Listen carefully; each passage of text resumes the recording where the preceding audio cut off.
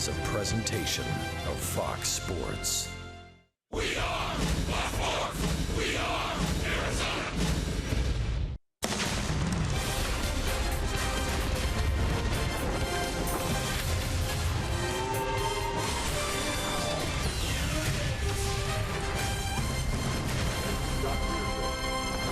For the final time in 2016, we come to you from Los Angeles. It's the series finale from LA.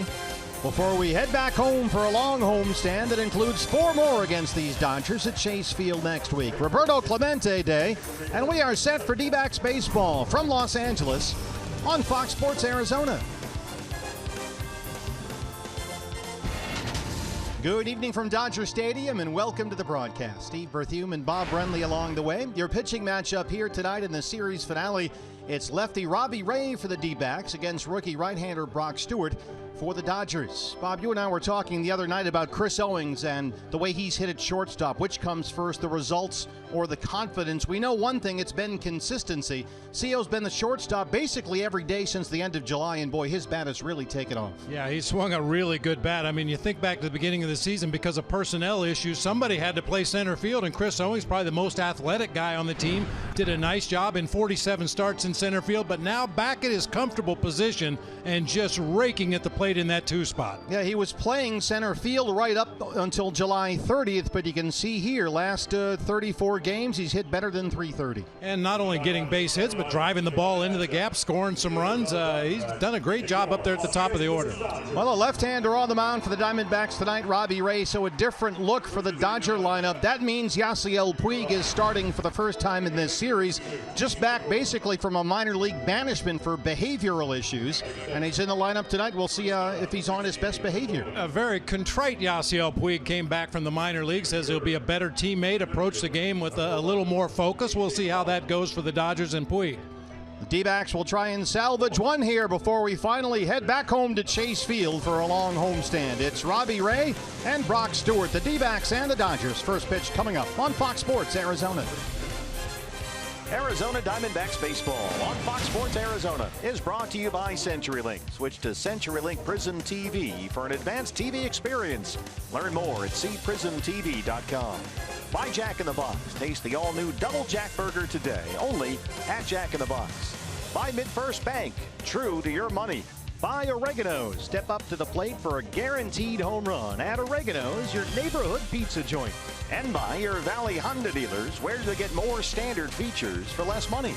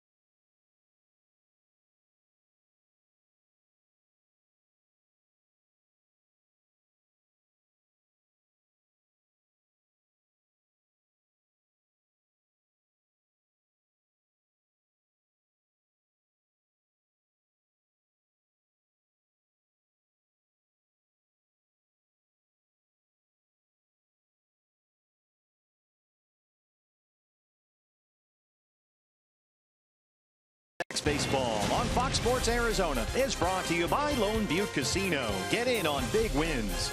By Chaz Roberts Air Conditioning and Plumbing. Choose Chaz. By Mattress Firm. Save money, sleep happy. And by Gigablast. 100 times more powerful internet from Cox. Bring on tomorrow. Oh, hey, how about this LA traffic? Am I right, people?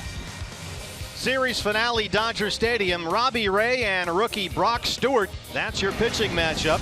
And the first pitch is coming up next on Fox Sports Arizona.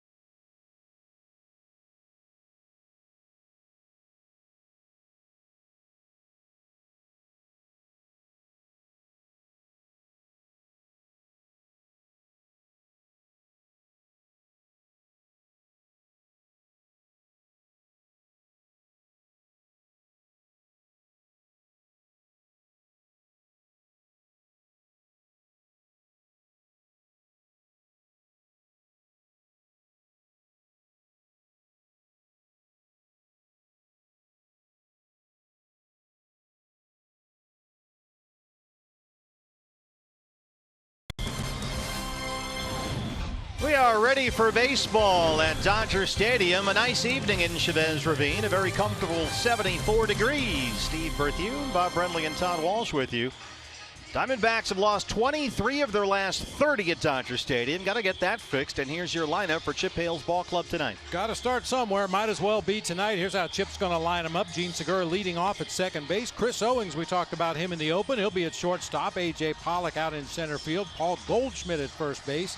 Jake Lamb at third. Yasmani Tomas out in right field. Chris Herman doing the catching tonight. Socrates Brito will be out in left field. And Robbie Ray on the mound. Your Arizona Ford starting pitcher for the Dodgers is Brock Stewart, 24-year-old rookie right-hander. D-backs are getting their first look at him tonight. He's made just a handful of big league appearances this year. He's from Normal, Illinois. The Dodgers took him with a 6th-round pick in the draft only 2 years ago out of Illinois State, and he was just named the Dodgers Minor League Pitcher of the Year. Yeah, mixed results here at the major league level, but boy, this year in the minor leagues, he started in A-ball, advanced to AA, then to AAA, and now in the big leagues. In those 21 minor league games, he never gave up more than 3 earned runs or 2 walks. Our eye on defense for the Dodgers. Brought to you by Nationwide Vision Center. Yasiel Puig out there tonight. He'll be the center of attention, whether he wants to be or not. Yasiel Puig in right field. Kike Hernandez in center. Howie Kendrick over in left. It'll be Turner and Seager once again on the left side of the infield. Some changes on the right side. Charlie Culberson at second base. Rob Seguin at first base. Chooch Ruiz doing the catching tonight for the right-hander Brock Stewart. And different look for Dave Roberts' ball club against the lefty Robbie Ray. There's Gene Segura. Ball one. We're underway from Los Angeles. Segura tied for 3rd in the National League in hitting at .317 with Dodgers shortstop Corey Seager and Rockies center fielder Charlie Blackmon. And Gene is ahead of Seager by 2 for the National League hits lead.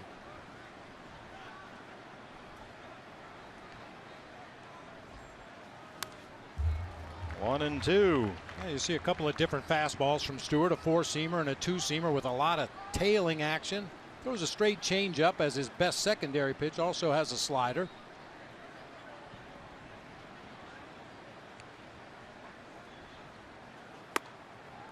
Dodgers have had a rash of injuries in their rotation. Scott Kazmir, in fact, was making a rehab start tonight, but had to leave that ball game early. And Stewart is in there again. If he gets the win, he'll be the 22nd different Dodger pitcher to earn a victory this year. On the ground is shortstop for Seager. One away. Our umpires tonight, Stu Sherwater is behind the plate. He'll have the balls and strikes. The crew chief Jeff Nelson is our first base umpire. Laz Diaz at second. And the third base ump is Doug Eddings. We talked about Chris Owings at the top of the broadcast. Red hot since he became the everyday shortstop basically on July 31st. Prior to that, he'd been playing more center field. Already with 3 hits in this series, including 2 doubles. And he's had quite a road trip. Now up to 290 on the year.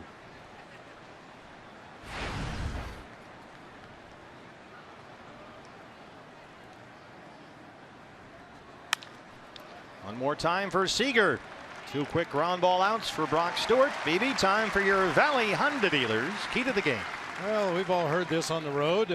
Call down, leave a wake-up call at the hotel. Well, this is your 7-10 wake-up call offense. Time to start swinging those bats. Yeah, Diamondbacks with just 2 runs on 4 hits in each of the first 2 games in this series. A.J. Pollock had a home run in the first inning last night. That's his only hit in this series so far. 2 outs on 7 pitches for the rookie Stewart.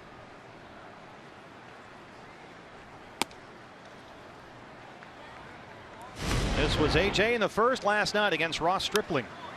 Jumped on a high cutter inside part of the plate. No doubt about it. Early in the ball game, that thing really jumped. Later in the game, the ball wasn't carrying nearly as well. 2 homers in 10 games for A.J. this year. He's hitting .278, and he's ahead 2 balls and no strikes.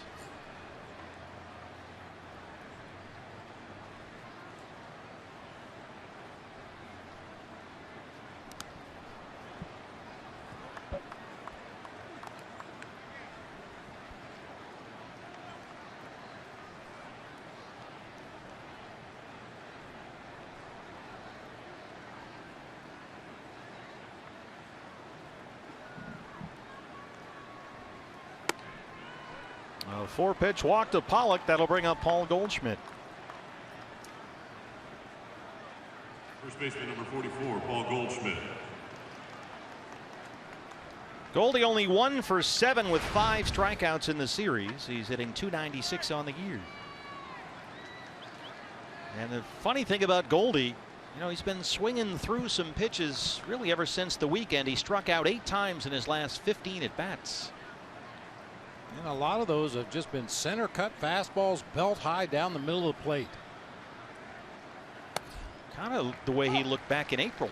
Yeah, just some indecision. You know, Goldie, he's got a game plan every time he steps into that batter's box, and occasionally he'll take a very hittable strike, and you'll think to yourself, what in the world is he doing? And then the pitcher will make a good pitch, a slider on the outside corner, and he'll rip it in the gap in right center. But lately, he just really having trouble making solid contact against good fastballs.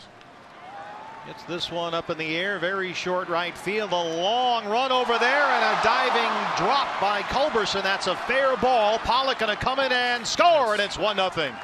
A.J. Pollock scores all the way from first base, and it's 1-0 D-backs. Culberson in there at second base tonight for Chase Utley, and the Diamondbacks grab the early lead.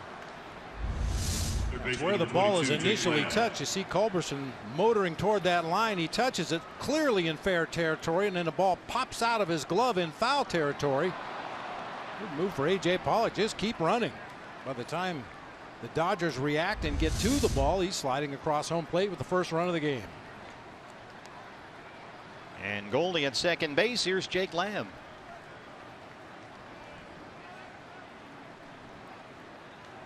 Double and an RBI for Goldie.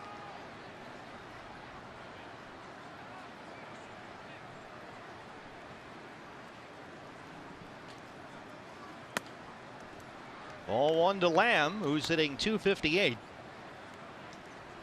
Jake with 27 home runs and 85 RBIs.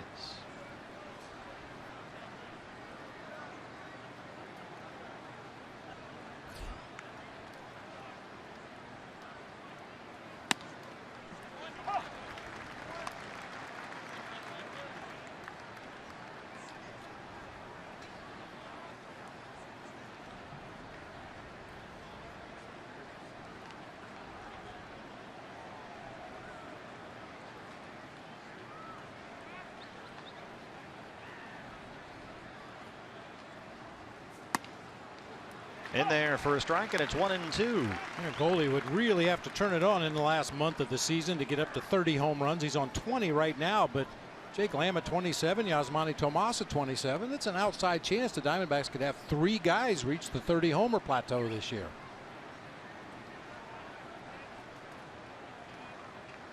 All 3 guys batting together in the lineup tonight, 4, 5, and 6. Tomas is on deck. Jake Lamb gets a hold of one, but it's going to get knocked down. Puig running in, and he makes the catch. Just like last night, the Diamondbacks strike first. They get a run in the top of the first. Robbie Ray coming up.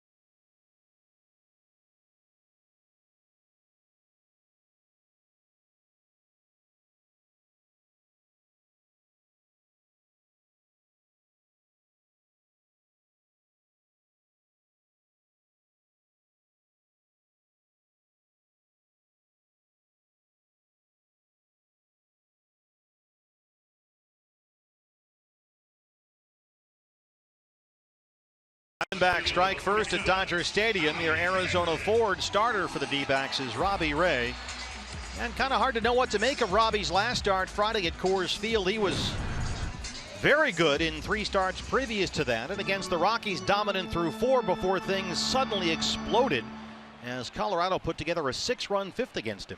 Yeah, that's one of those starts you just have to ask yourself, what the heck happened? He was dealing through 4 innings and gave up 5 straight hits to start the 5th. Ended up giving up 7 hits in the inning and 6 runs.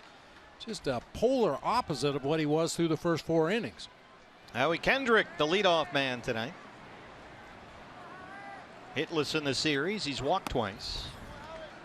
And it's 2-0 on the Dodgers left fielder, who's hitting .270 with 8 home runs.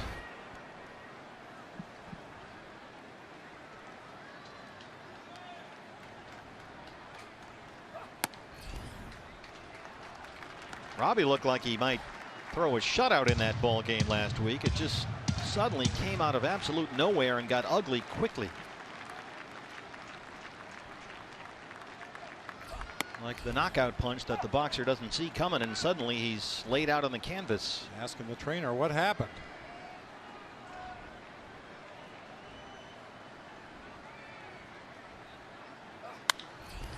Talk about polar opposites. Last night, Dave Roberts started a lineup with only 1 right-handed hitter among the position players. That was Justin Turner. Tonight, he turns it around completely. Only 1 left-handed hitter, Corey Seager, in the Dodger lineup. Gotta love September roster expansion.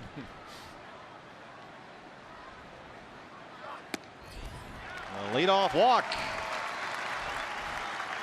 Let's take a look at that lineup for Dave Roberts Ball Club. They lead the NL West by 4 over San Francisco. Howie Kendrick on with the leadoff walk. He'll be out in left field. Kike Hernandez in center field. Corey Seager at shortstop. Justin Turner at third base. Yasiel Puig out in right field with Carlos Ruiz catching. Rob Sagadin at first base. Charlie Culberson at second base. And Brock Stewart, the Formula One driver, on the mound. Kike Hernandez in center field. 95-mile-an-hour fastball is strike one. Hernandez hitting 194. He's got 6 homers. Jock Peterson started in center the first 2 games of this series, but he is essentially a platoon player, 5 for 50 versus lefties this year. So it's Hernandez who starts in center tonight. He hits this one high in the air, foul ground third base side, and it's out of play.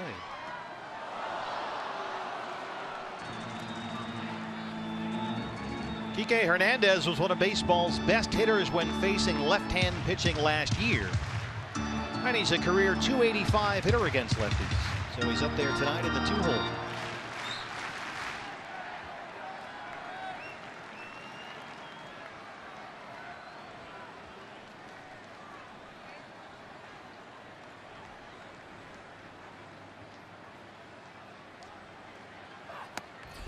Robbie Ray strikes him out on a 97-mile-an-hour fastball.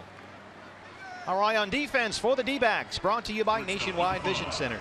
The outfield left to right. Socrates Brito in left. A.J. Pollock in center. Yasmani Tomas over in right field. It would be Jake Lamb and Chris Owings on the left side of the infield with Gene Segura and Paul Goldschmidt on the right side. Chris Herman back behind the plate tonight for lefty Robbie Ray. Kendrick at first, 1 out for the shortstop Corey Seager. Already with 5 hits and 3 RBIs in this series. He has doubled and homered. All right, he looks at ball 1. Hitting .317, tied with Gene Segura and Charlie Blackmon for 3rd in the National League. He's got 24 homers. These two are neck and neck for the batting title and the hits lead.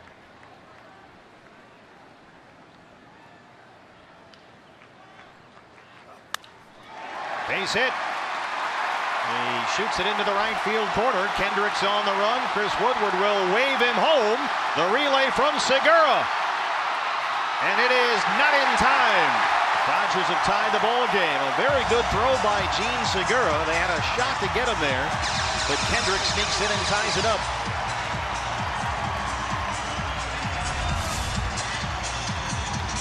Everybody plays it properly. Tomas got to it quickly. Strong throw to Segura, who relays a strong throw to home plate. Unfortunately, just a little bit into foul territory on the first base side. Coming through on his belly right here. Just does get his hand underneath the tag. Nice effort by Chris Herman. RBI double for Seager. That's the equalizer. Now here's Justin Turner. Boy, Corey Seager, that is his 39th double.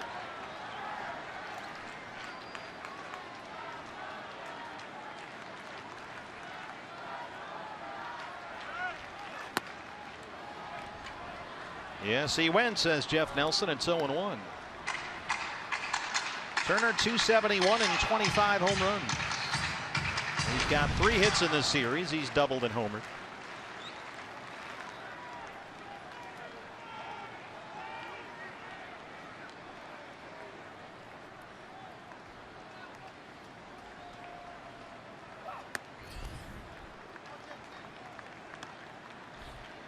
Very odd platoon splits for Justin Turner. He's batting about 100 points worse when facing left-hand pitchers this year. I mean, these are backwards. Only 5 of his 25 home runs have come against lefties.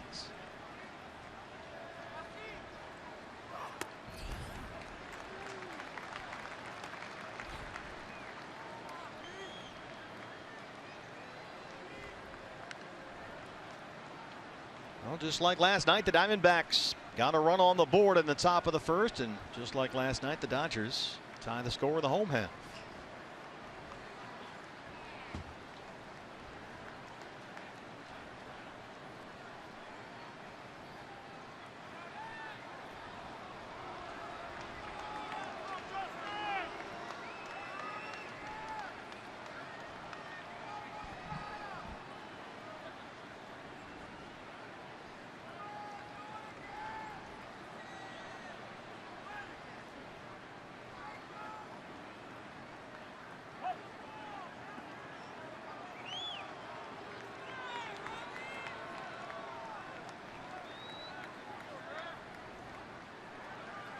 Turner with 2 hits in the ball game last night. Homered in game 1 of the series.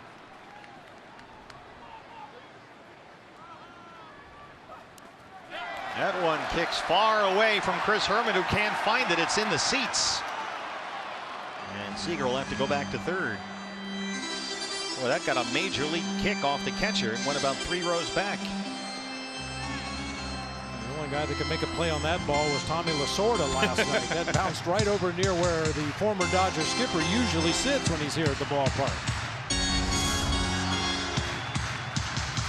Breaking ball in the dirt. Hits out in front of home plate. Chris has no idea because it's in the stands. So it's 3-1 on Turner with Seager at third. Still just 1 out, infield in now. And he walked him. Second walk of the ball game issued by Robbie Ray. We should let you know, fans, that it's a very special treat for you watching the ball game with us on Fox Sports Arizona tonight. This is the final game against the Diamondbacks that will be broadcast by the legendary Vin Scully, who is retiring at the end of this year. And so as Mike Butcher pays a mound visit, we have a chance to tell you that we will carry Vin's broadcast for the top of the 2nd inning as a tribute to an unbelievable gentleman. We had the chance to go in there and meet him before the game today, as we always do, but we all got to take pictures. And the Diamondbacks presented Vin with the key to Chase Field. And he got a big, they did a lovely job with it. There's a picture of Chase Field, and it's in a glass enclosed case and everything. That was presented to Vin. So we'll carry Vin's call in the top of the 2nd inning for you as our way of saying thanks. Yeah, Vin may have to put a room addition on his house for all the gifts he's receiving on his retirement tour. There you see the window box picture of Chase Field with a key there at the bottom. So that's coming up in the top of the 2nd. Right now, runners in the corners. 1 out, a run in, and it's Yasiel Puig. Puig grounded out as a pinch hitter in the 8th inning of last night's game. It's only at bat in this series. The start tonight in right field. He's hitting .264 with 8 home runs.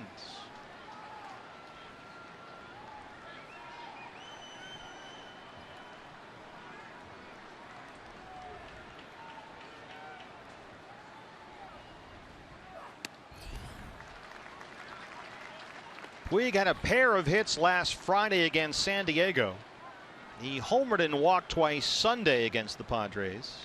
His first games back following a minor league recall. He was sent to the minors when it looked like the Dodgers were finally fed up and had it with his behavioral problems, most of it in the clubhouse apparently.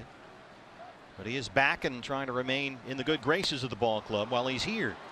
And he has been as, how did you put it?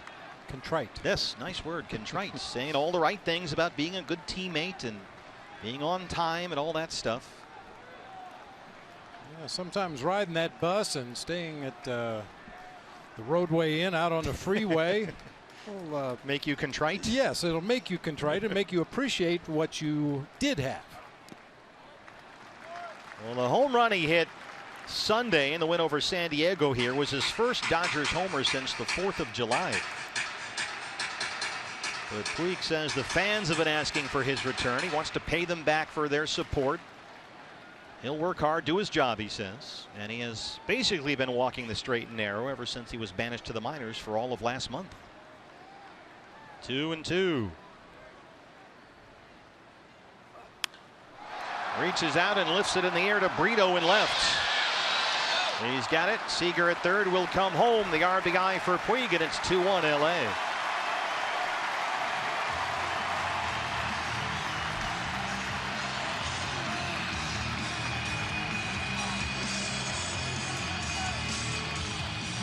So that wild pitch comes back to bite Robbie, and now he's trailing 2-1. Carlos Ruiz. One of the newest Dodgers now. No, don't adjust your sets. It's longtime Phillies catcher Chooch Ruiz. 260 and 3 home runs. Parts of 11 seasons in Philadelphia, and almost next to impossible to picture him in any other uniform than that of the Phillies, but here he is in Dodger blue. Dodger Stadium is kind of a halfway house for near retired Philly players. Yeah, they just picked up Gary Maddox. Chase Utley at second base. Jimmy Rollins was here. Now Well, Chuch Ruiz, Ryan Howard probably be next on the list.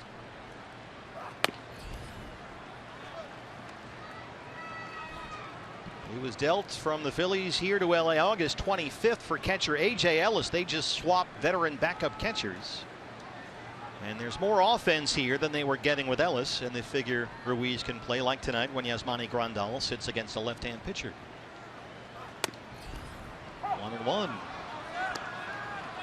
So Ruiz just 2 for 8 in 3 games with the Dodgers.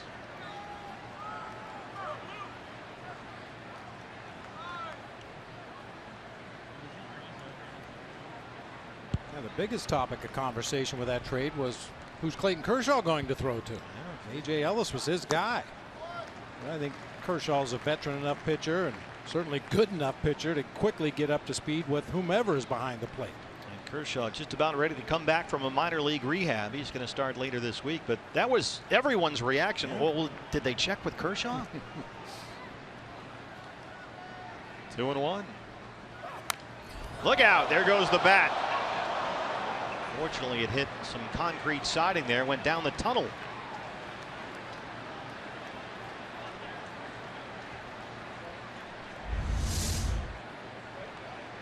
The ball came back this way. The bat goes over to the third base side. That's the stairway where the beautiful people come to watch the games at Dodger Stadium. I walked through there earlier, yes. Wait, what? Yeah, that's where all the celebrities have special entrance. Tonight it was the U.S. Olympic gold medal winning women's water polo team. A bunch of Californians were on that team, and they all were here for the pregame festivities. They're all very tall. Yes, they are. And buoyant.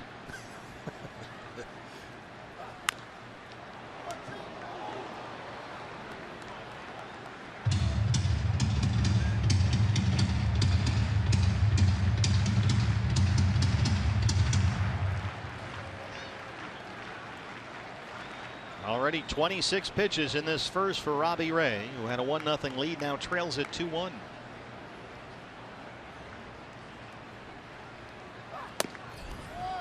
Fastball away, missed. It's a full count. Rob Segedin, the first baseman tonight, is on deck. Adrian Gonzalez getting the night off.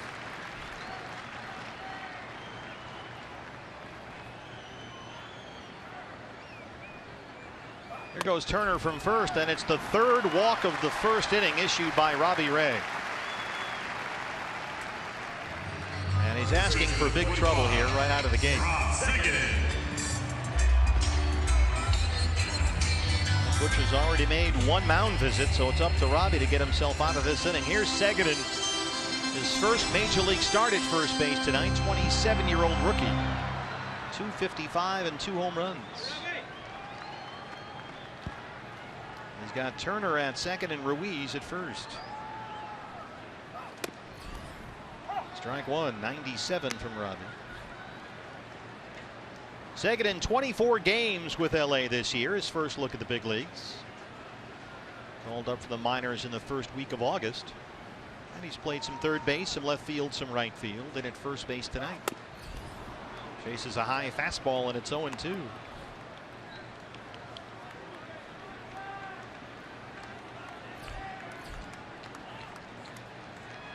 A 30-pitch first for Robbie Ray, and still some work left to do.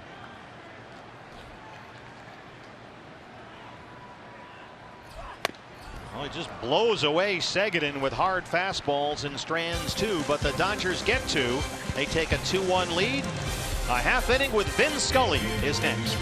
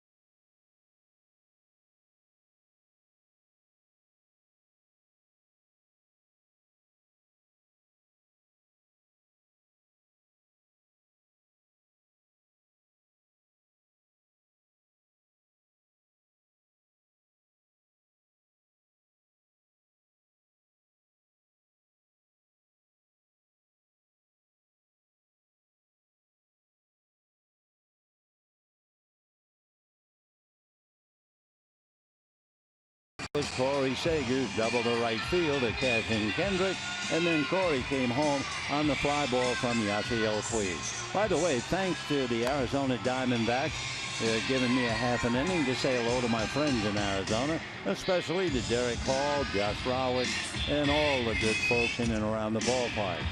Arizona struggling, 20 games behind the Dodgers. Well, the Dodgers had some long, difficult years themselves. And the bottom line, really, when you talk about it, it is very difficult to win. So Chip Hale, who played for the Dodgers very briefly, had a good career with Minnesota. Had a chance to chat with him today. And we go to the second inning, and Yasmani Tomas coming up. Yasmani one behind Yoenis Cespedes in home runs, and he takes a strike, and the count 0-1. What we're doing in Arizona, what we do here. Over here, the first 3 innings are a simulcast. The strike one pitch to Tomas swung on and fouled back. Cuba, of course, is a great baseball nation, but there is a difference in the way they play. Over in the United States, the players usually get to the ballpark very, very early. Yasiel Puig can tell you about that. Here's the strike 2 pitch on the way, foul back. When Yoenis Cespedes came in, he was trying to do what they did in Cuba, get to the ballpark about an hour before the game, dress, take some BP, and go out on the field. And after about 100 games, Cespedes, and he was 26, was just worn out. Here's the strike 2 pitch to Tomas, and he takes high, ball 1. So when Tomas came up, and he was 24, and he went to the A's, Chip Hale, interestingly enough, was the bench coach. And he had seen what happened to Cespedes, so he tried to take care of Tomas. 1-2 pitch is high, and the count 2-2. Of course, Tomas doesn't need anybody to take care of him. He's 6'1" and about 230. And, of course, Arizona loves him, so they signed him to a $68 million contract. 2-2 pitch is foul back. So I'm sure it's a very difficult jolt to go from one country to play in another. Take a Kenta Maeda, for instance, coming from Japan. He said the balls in Japan are smaller than the balls here, and everything is different. But Tomas has gone through it, and he's become a very good hitter as he fouls another one back into the wire. Yasmani Tomas, with all of it, he's only 25. He'll be 26 in November. He does very well with the power game in the Central and in the East. He has not done well in the West, just 5 home runs. The next pitch is swung on and fouled off. So if you look at Tomas, in 31 games in the Central Division, he's hit 11. In the Eastern Division, in 20 games, he's hit 10. But in the West, 5 in 50 games. But he's right up there. Cespedes just 1 ahead of him. Dodgers have Grandal behind him, along with Jose Abreu, Kendrys Morales. The 2-2 pitch misses, so Tomas takes Stewart all the way. Over here in Los Angeles, we were talking about what a miracle it seems to be. Chris Herman on deck. The fact that 4 consecutive rookies pitching for the Dodgers in a pennant race, and the pitch way outside to Tomas. So a power hitter has the patience, the understanding of the strike zone, and gets a walk. The Dodgers in the rookie rotation, well, it started with De Leon. Then it went to Kenta Maeda. Then Ross Stripling. Well, I'm not sure now. They're not seeing the same picture in Arizona, I wonder. We're talking about Dodger pitchers. I apologize if we're not on the same page. Here's the first pitch to Herman. That's in for a strike. And the count 0-1. Anyway, the rookies, De Leon, Maeda, Stripling, and tonight, Stewart. So Herman checking in, batting left-handed. Here's the strike 1 pitch on the way. Chris waiting at the plate. He was not supposed to start, and just a few minutes before the game began, we got word that Wellington Castillo, Beef Wellington as you call him, unable to answer the bell. By the way, everybody over here also has tremendous respect for a pitcher like Robbie Ray. He's young. He throws so hard. He's trailing 2-1 for the moment. Herman waiting. Here comes the pitch. Ties up the hitter. Tries to hold up, but he can't do it. Third base umpire Doug Eddings makes the call. And the count 1-2 to Chris Herman. Out of Texas. Well put together.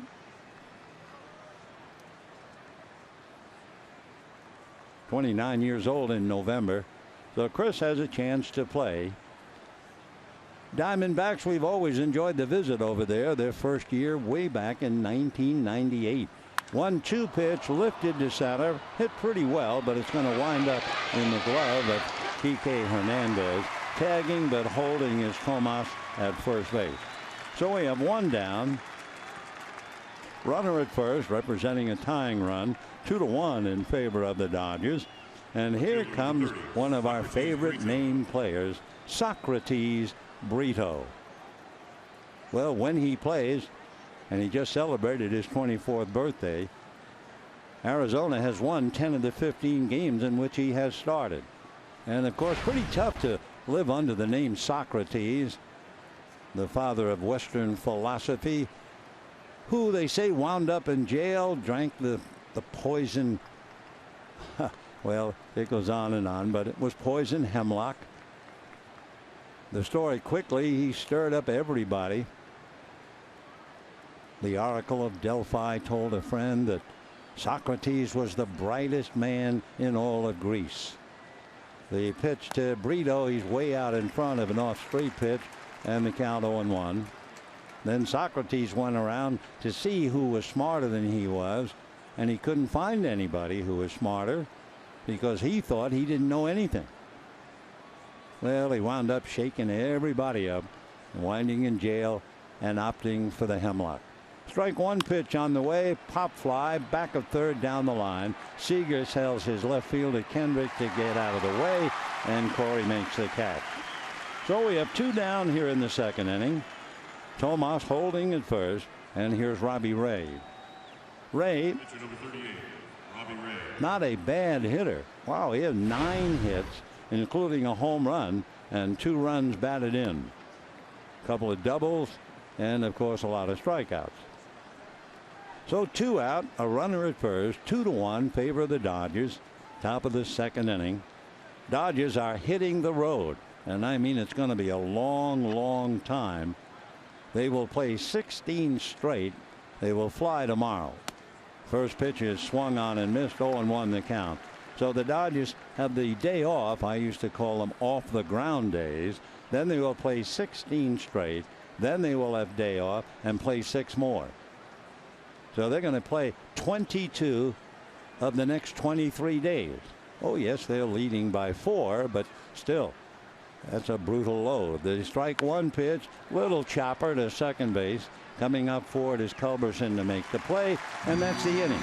Well, it's no big deal, I'm sure, for a visiting announcer to talk, but it's a big deal for me. It's an honor and a pleasure. My best again to Derek, Josh, and everybody over there in Arizona. I didn't tell you congratulations when you won the World Series in 2001, so I duck it in now. And at the end of an inning and a half, 2-1, Dodgers. Military hero of the game. Tonight we're very proud to honor U.S. Army Reserve Sergeant First Class Cesar Trujillo.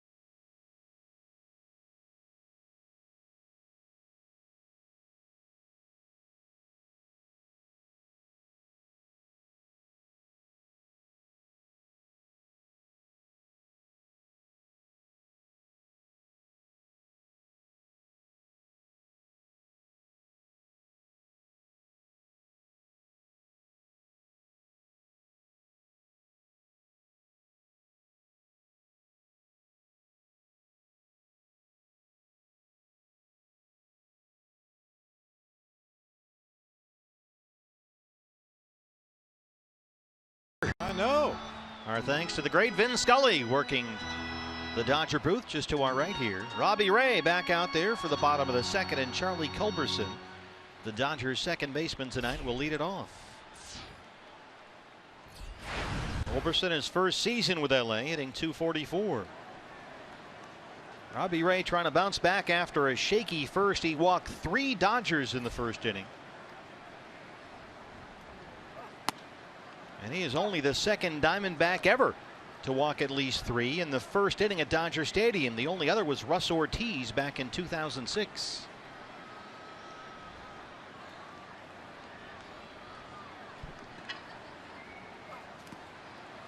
He's ahead of Culberson 0-2.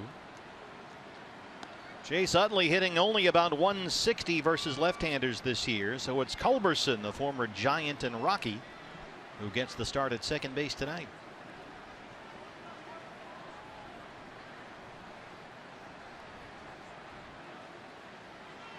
Carlos Ruiz is the designated old Philly in the lineup tonight instead. Culberson just did get a piece of that, and it's 0-2. Well, you probably heard Vin Scully talking about the off day tomorrow for the Dodgers as they travel to Miami. So an opportunity to get some of those older players 2 days off in a row. Yeah, the Dodgers head out on a brutal schedule after this. And Robbie Ray is able to get his 3rd strikeout of the ball game. He struck out 2 in a row now. That'll bring up the pitcher, Stewart. Good slider down in under the bat of Culberson. Yeah, the Dodgers fly to Miami after this ball game tonight. They're off tomorrow. They open up a 3-game series against Don Mattingly's Miami Marlins on Friday. Then 3 games at Yankee Stadium. Then they come to Chase Field for 4 against the Diamondbacks. So they, starting on Friday, will play 17 consecutive days. Trying to hold off the Giants, who were 4 back. Well, the Giants at this point are just hoping that those final 3 games at AT&T Park mean something. Get within striking distance of the Dodgers and try to sweep that weekend series, or win as many as they have to get back in this race with the Dodgers.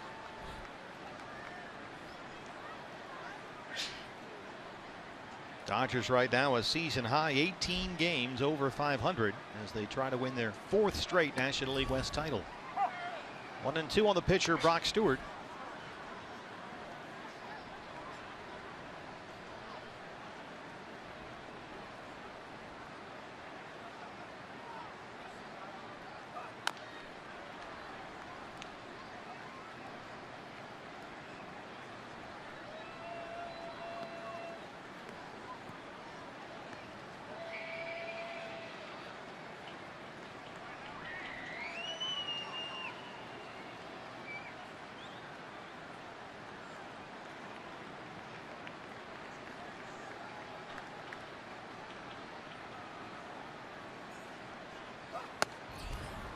Robbie Ray goes to the fastball and gets his 4th strikeout. He's now struck out 3 consecutive hitters. And with 2 down in the second, that'll bring up the leadoff man, Howie Kendrick. Kendrick walked and scored to begin the ball game for LA.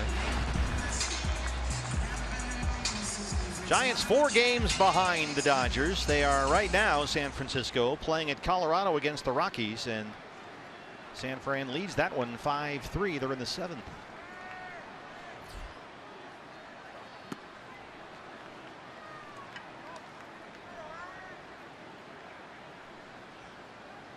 Brandon Belt is homered for the Giants.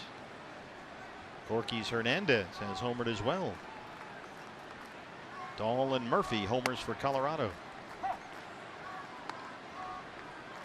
0-2 on Kendrick, so Robbie a strike away from punching out the side in order.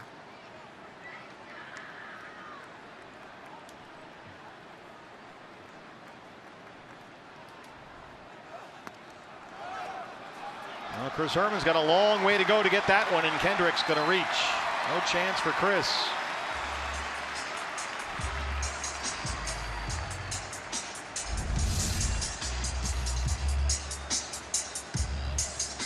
Get that glove all the way down to ground level that time. Left just enough room under the webbing of the mitt and the ground for that ball to sneak through all the way to the backstop.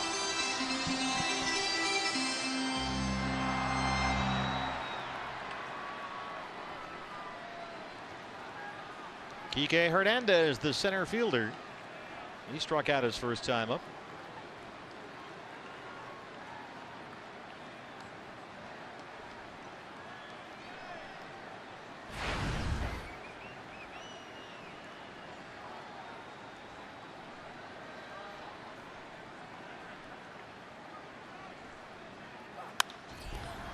That's going to get in the seats and out of play.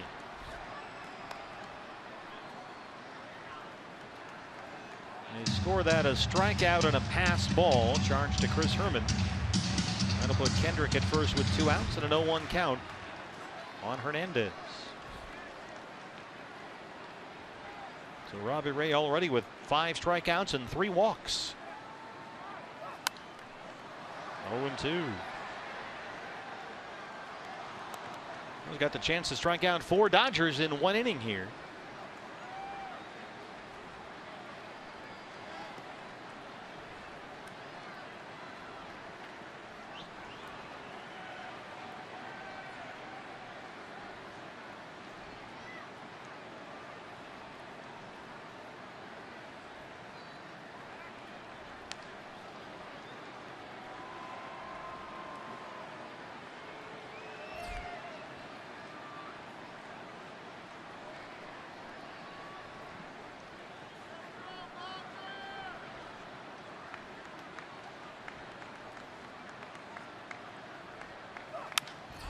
Hernandez gets one up in the air along the left field line. Socrates Brito has it. And that's the end of the 2nd inning. We'll head to the 3rd in LA. D-backs trail the Dodgers 2-1.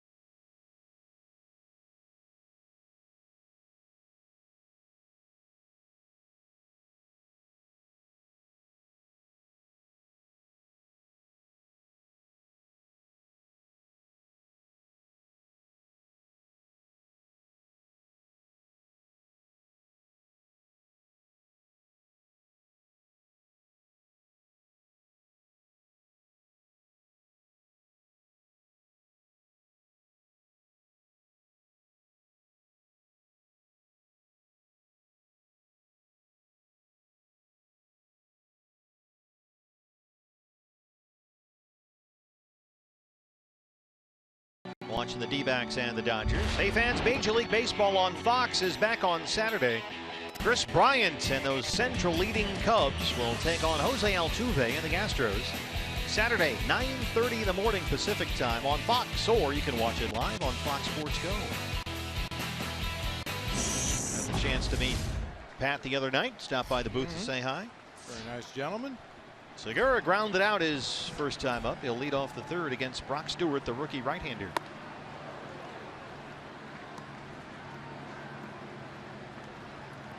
Will excuse the fact that Pat Sajak is a Dodger fan.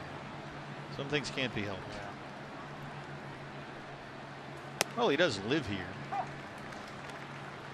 The last of the great game show hosts. The game show host is a vanishing breed. The Chuck Woolerys, the Gene Rayburns of the world. Not too many guys left. Wink Martindale.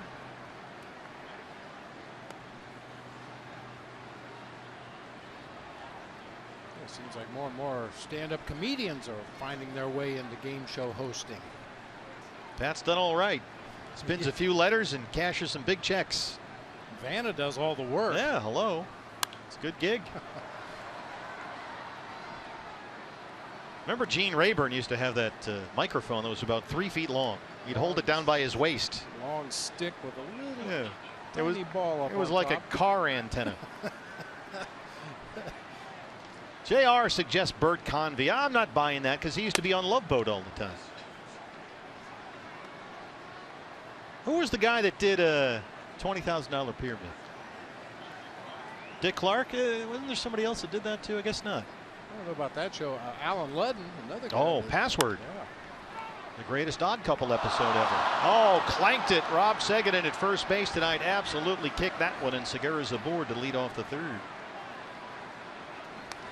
Seguin's first major league start at first base, and this is a swing and a miss, E3. Reacted the wrong way initially. His first move was to his left and then back to his right. The ball hit off the heel of the glove, and then he kicked it over towards second base. Diamondbacks will definitely take that leadoff runner. He's been playing third most of this year in the minor leagues at AAA Oklahoma City. But in there for Gonzalez tonight. That'll bring up Chris Owings. CO grounded to short his first time up.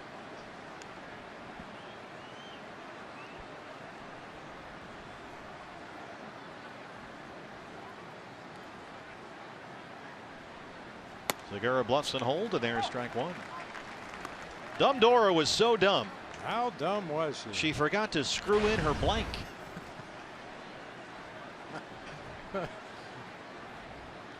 Then Charles Nelson Riley would start scribbling on a card. Brett Summers. Digging deep.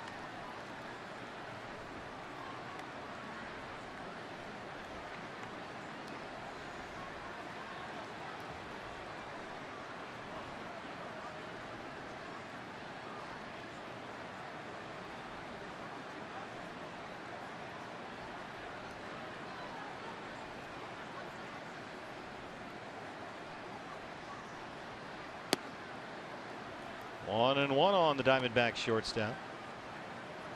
Chris has hit safely in 5 straight games and 7 of his last 8.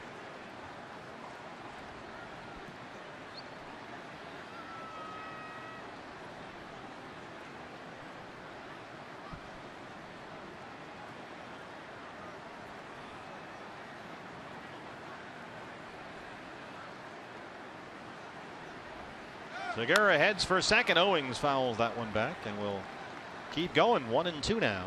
I mentioned this at the top of the show.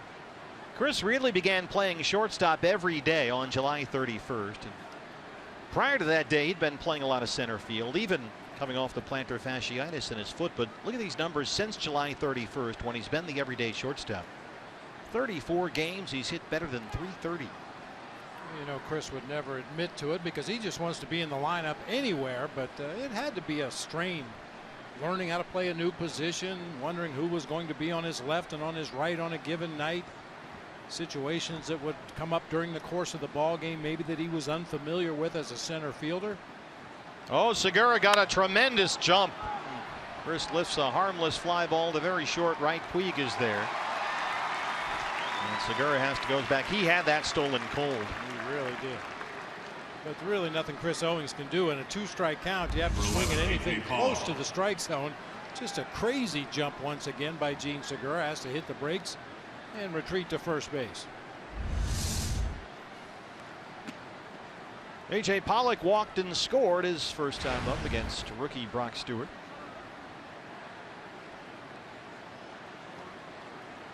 This is Brock Stewart's first major league start since August 28th. And he pitched very well in that ball game. 5 scoreless innings against the Cubs here at Dodger Stadium. Gave up just 2 hits and had 8 strikeouts. But got a no decision. That was a 1-0 ball game. Started the year at Rancho Cucamonga playing A ball. He has worked his way all the way through the Dodger system to get to the big leagues this year. 24-year-old rookie. He'll be 25 in October. He's the first Dodger since Hideo Nomo back in 1995 to start the season in A-ball and end up pitching in the big leagues before the end of the season. He was at Rancho Cucamonga, then 10 starts at AA Tulsa in the Texas League, where he had a 1.37 ERA. 9 AAA starts where he was 4-0 with a 2.49. Their minor league pitcher of the year, Hernandez, will come in from center, and he collects that one for the second out.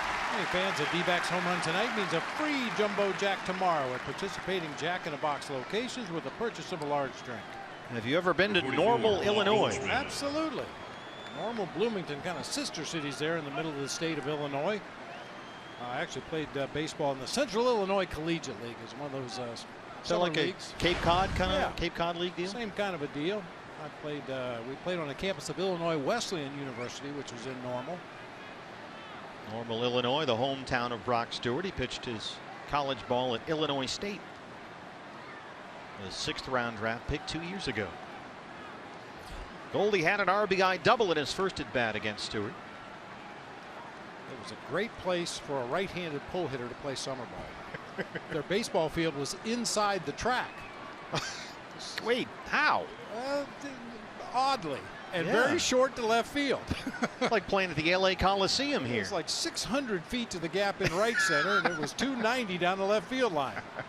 Wow, Brenly's killing it in that summer league. It's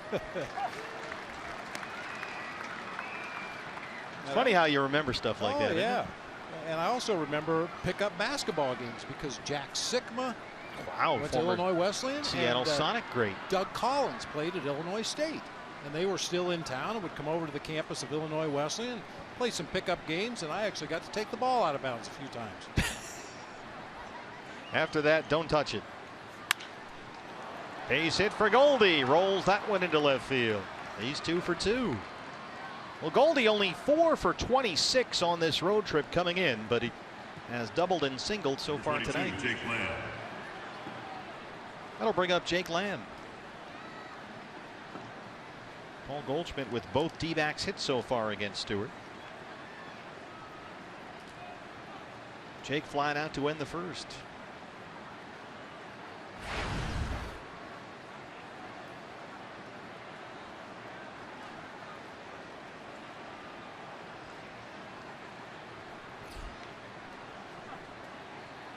Dodgers playing his shift. Seager playing almost up the middle of the field. Culberson shading over toward the hole, but there's still a big gap where the second baseman would normally be positioned. Hit one right at Laz Diaz. A line drive right over Laz's head. That'll work. All kinds of room up there.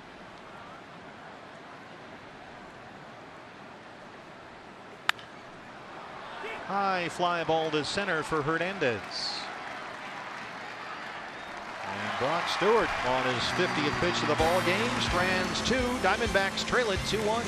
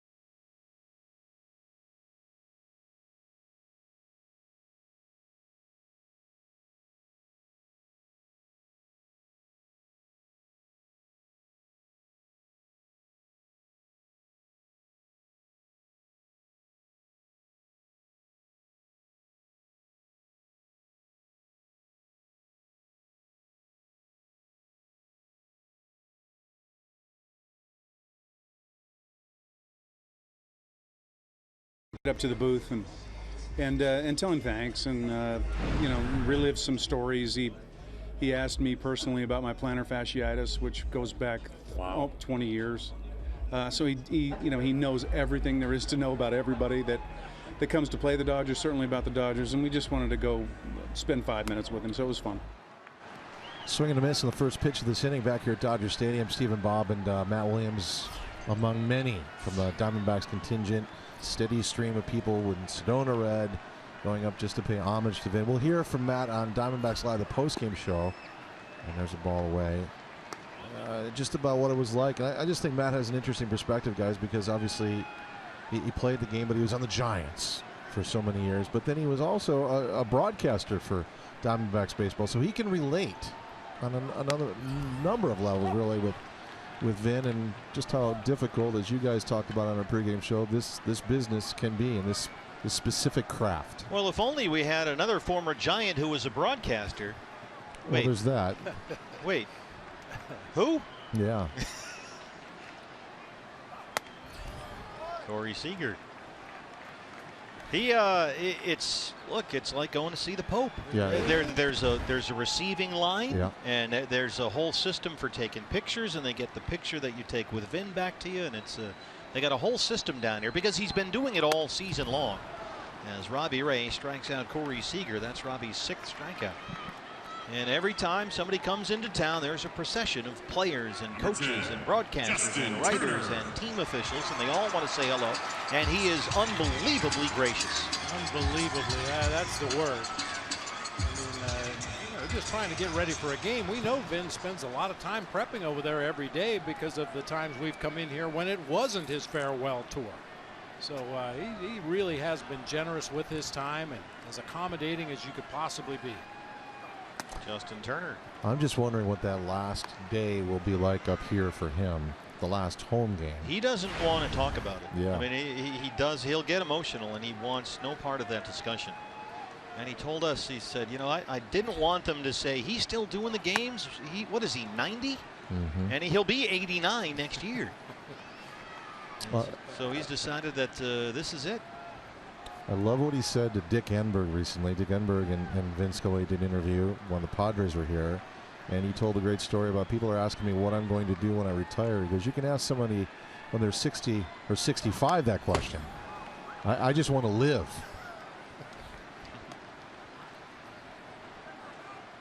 You know who's going to be lost is Boyd Robertson, the gentleman sitting to Vin's right, your camera left right there with the binoculars. He's been with Vin for over 25 years. Mm-hmm.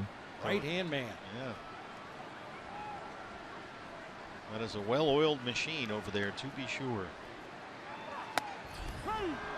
Well, Robbie Ray's got the strikeout pitch going after he walked 3 in the first inning. He's now punched out 7 Dodgers. Yasiel Puig. There's Puig.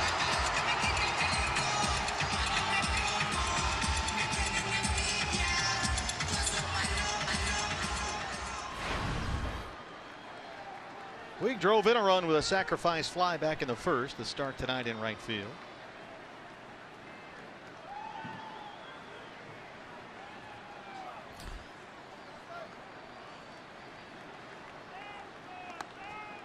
Robbie Ray has now struck out 6 of the last 7 Los Angeles hitters.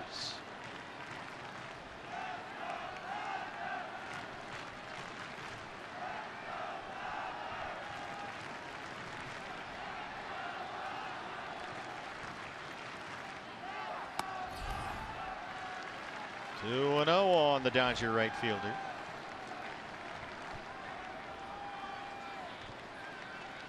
Roberto Clemente day all over Major League Baseball.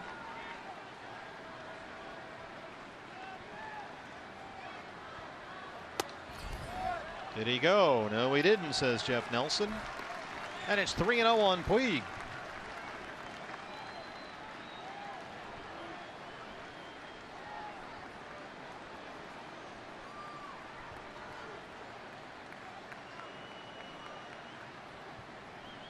You can tell by Puig's setup in that right-handed batter's box. He's made some adjustments since he was up here at the major league level earlier this season. You may remember he was hitting out of a drastic crouch. Ah, good call. You're right. A little more upright. Yeah, a little more upright. This is weight on the back foot. left toe barely touching the ground there, just balancing himself in that batter's box and takes the base on ball. Well, Robbie has struck out 7. He's also walked 4 now. And with 2 outs and Puig at first, he'll face Carlos Ruiz, who walked his first time up. The former Philly now here in LA. Acquired August 25th in a trade for A.J. Ellis.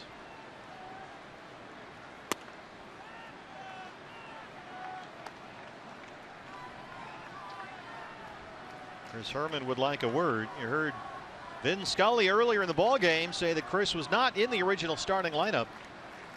Wellington Castillo with I think it was a trapezius issue, they said. Right side. Back of the shoulder, a little sore, so they gave Welly the night off. And so Chris Herman just activated recently, his first appearance since the middle of July, coming off that strained right hamstring.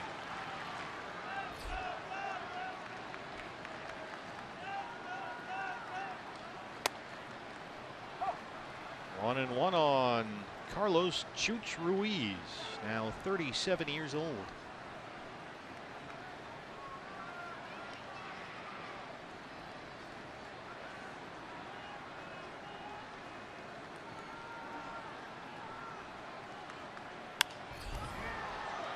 A lazy fly ball, a very late break by Tomas, and he runs it down with Segura headed out there. So Robbie Ray strands the 2-out walk. Diamondbacks trail the Dodgers 2-1.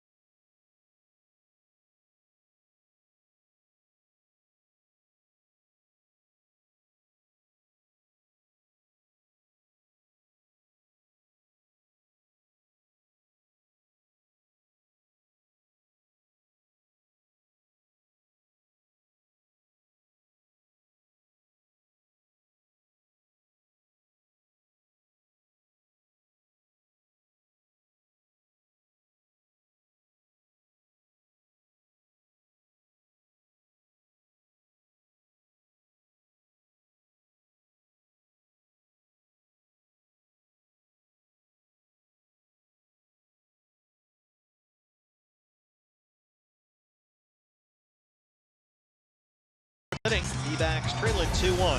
Hey fans, nobody sees sports quite the way Colin Cowherd and Jason Whitlock do. They have the brains to know and the guts to say. Catch Colin and Jason as they team up for FS1's daily sports talk show, Speak for Yourself.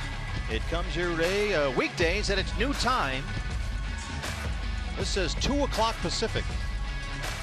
Try it at 3 as well. Just make sure you're one of those, you'll be fine. Check at 2 and come back at 3 if it's not on a 2.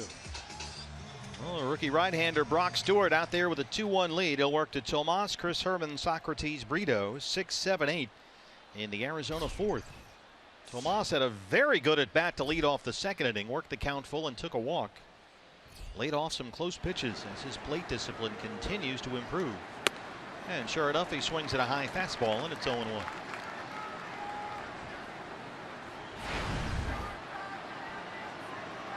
Asmani still looking for his first base hit in this series. 5 for 27 on the road trip, and he's got it. Rolls it into left center field, a leadoff single. That's the D-backs' 3rd hit. Number 10, Chris Herman.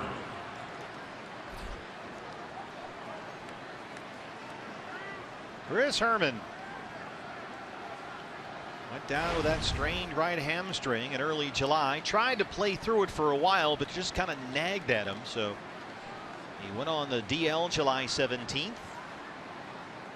Had a minor league rehab assignment. A few games in the Arizona Rookie League. Played 7 games at Reno. And back in the starting lineup tonight.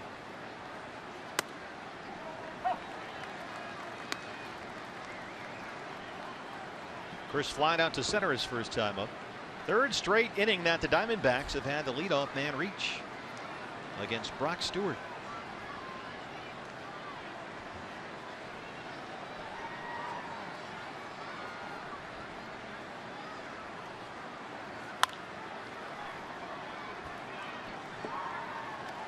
Oh, and 2.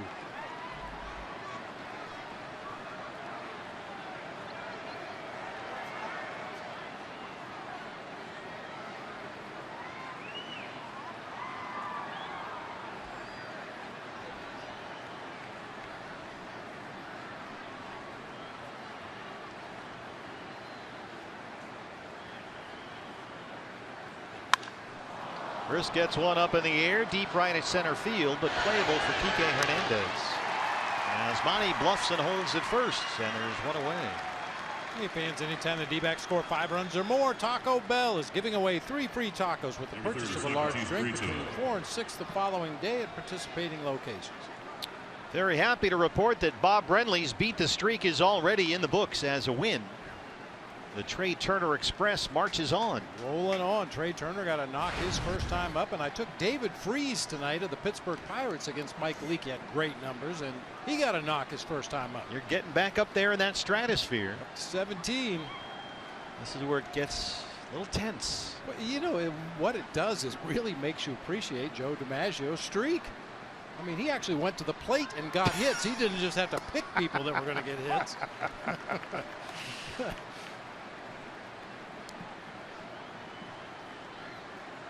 I've noticed, though, you have started going a little deeper into the research, like looking up numbers. David Freese against a pitcher, that's off the menu. They're there. I mean, if you go on the beat to streak, they'll give you every hitter's numbers against the pitcher he's facing that day. This is out the other way to left field for Kendrick. One-stop shopping. The pitcher Robbie Ray now. Now tomorrow is an off day. Will you be playing Beat the Streak on an off day? Is there an off day rule for you? No. I'll be picking tomorrow. Two again. I got to try. Well, I don't want to show up to the game Friday and find you're at 0 again. No. That's my concern. And I used my mulligan that I didn't even realize I had. Brandon Belt took an 0 for 3 a few days ago, and I thought my streak was done, but apparently there's a mulligan available that I didn't know about. Usually I know about the mulligans and use them. Yeah, well. Yeah, you could have used that on DJ LeMahieu early this year. Well, you're almost there again, so no matter. Joe DiMaggio, we'd like to point out, did not get a mulligan. That's true. I just, yeah, Trey Turner, how long can this go on? He is quite a player. He gets at least one every night. Washington Nationals rookie. We'll see the Nationals. We'll see Trey Turner. We have to do something on this, by the way. Yeah. Our last road trip of the year coming up later this month. We have 4 at Nats Park in D.C., so we'll have to get you and Trey Turner together. After you win this, you can present him with a giant check. 1-2.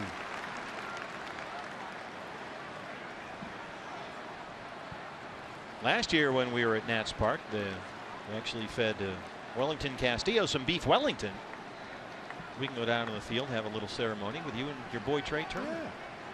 So far, Trey Turner has been 17 for 17 when I picked him. He's gotten a hit every time I picked him, 17 times. Stay hot. Of course, Gene Segura is 11 out of 11, so there is that. And Gene is on deck.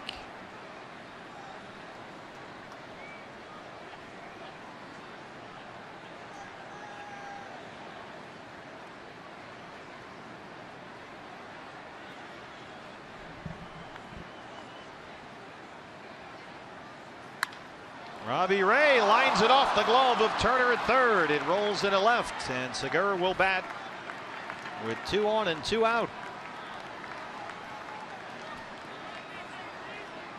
I think Justin Turner was a little surprised how hard that ball was hit the opposite way by Robbie Ray.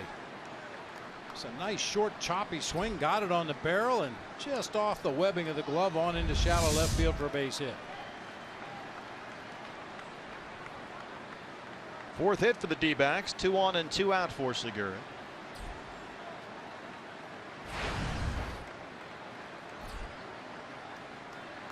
Took an 0 for last night. He's got 1 hit in the series, 1 for 10. Tomas is the runner at second and the pitcher Ray at first.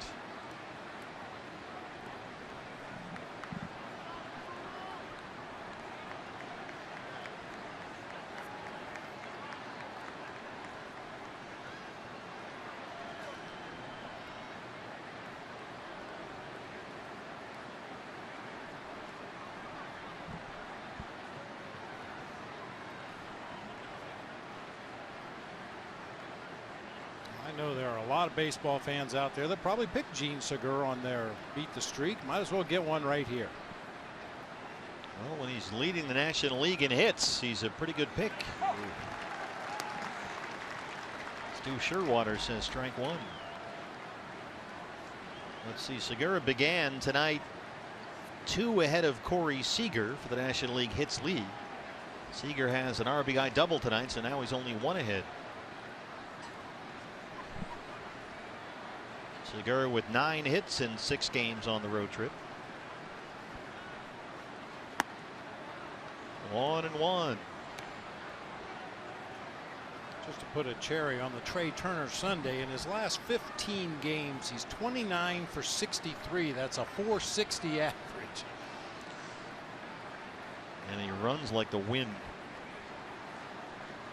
Shortstop playing mostly center field for Dusty Baker.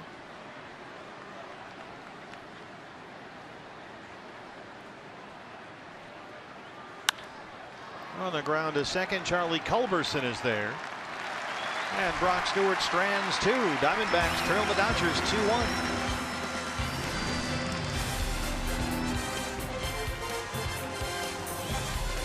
All right, Dodger fans, it's time to play the memory game.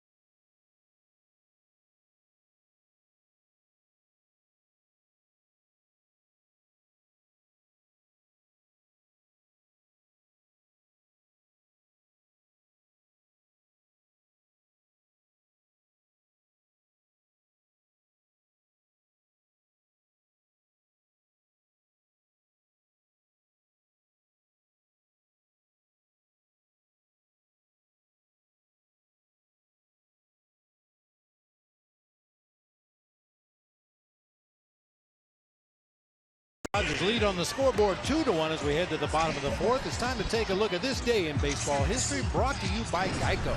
We go back to September 7th, 1978, when Mets catcher John Stearns established a new mark for National League catchers with his 25th stolen base of the year. Well, all catchers, as we know, can run extremely well. That's hardly surprising. Need to get the green light. Stubborn managers won't turn them loose. Well, Robbie Ray's been turning it loose tonight. He's had that fastball working. 7 strikeouts, 5 with the fastball, 2 with his slider. He's also walked 4, though, and he trails at 2-1. Rob Seguin, the first baseman tonight, leads off the fourth here at Dodger Stadium. D-backs' final ball game here this year. Seguin struck out to end the first. His 25th game with LA this year.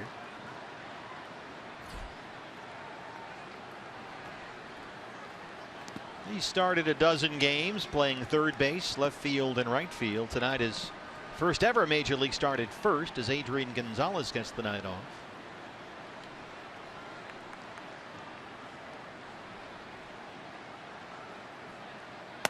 Gonzalez generally does hit lefties. He's just under 260 versus left-hand pitching this year, but with this long stretch of 17 straight days without a day off beginning on Friday, Dave Roberts trying to get Gonzalez those back-to-back off days as they fly to Miami tonight for an off day tomorrow and start against the Marlins on Friday.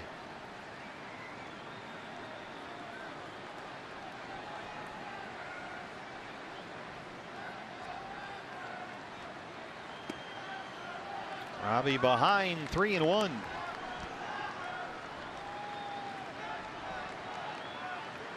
He walked 3 in the first inning and had a 2-out walk to Puig in the last inning, the third.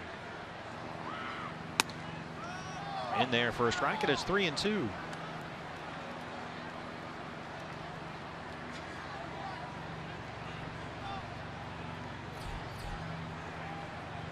Charlie Culberson, the second baseman, on deck, then the pitcher Stewart. And Robbie Ray has got his 8th strikeout, 1 down. Boy, Robbie at times tonight has looked like he sort of says to himself, all right, that's enough. Here's a 97-mile-an-hour fastball. Hit it if you can. Yeah, that was really the case in Seguin's first at bat of the ball game. Back in that first inning, the Dodgers had already pushed across a couple runs. He had walked 3 batters and looked like he just got mad at himself and said, I'm going to end this right now. You know, if he did that more often, he might get into less trouble. 8 strikeouts, 6 with the fastball. He got Culberson his first time up. That is a fair ball. Jake Lamb knocks it down. Long throw. What a play by Jake Lamb at third. Took away a double from Culberson. 2 outs. 48, Brock Stewart. Right down the third base line. Jake knocks it down with a dive. Fortunately, the ball stays right there, reaches down and fires a submarine toss across the diamond for the out. First ground ball out tonight for Robbie Ray. Dodgers still have only 1 hit. That was Seager's RBI double in the first. The pitcher, Brock Stewart. Right-hand thrower, left-hand batter. 70 pitches for Robbie Ray, 42 strikes.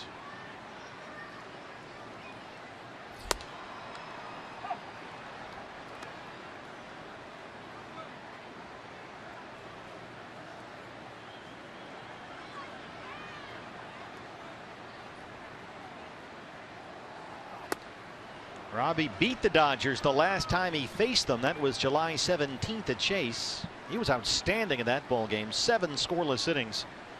Gave up only 4 hits, had 7 strikeouts. Ahead of the pitcher, 1-2.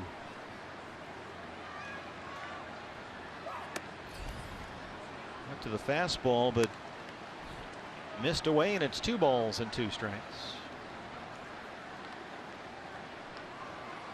Robbie pitching at Dodger Stadium for the first time since April 14th. He struggled with his command in that ball game. He walked 5.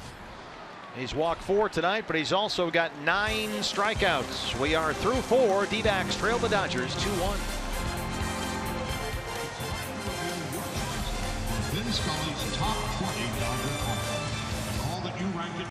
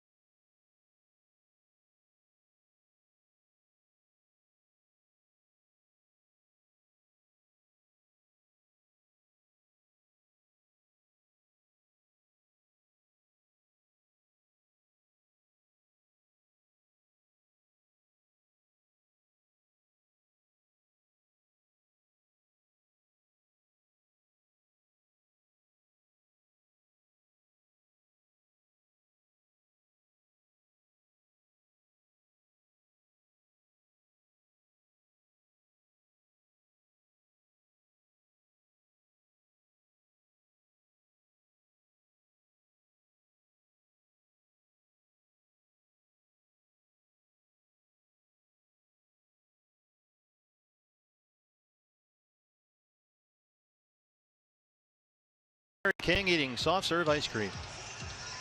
Brooklyn in the house as we start the 5th inning. D-backs trail the Dodgers 2-1.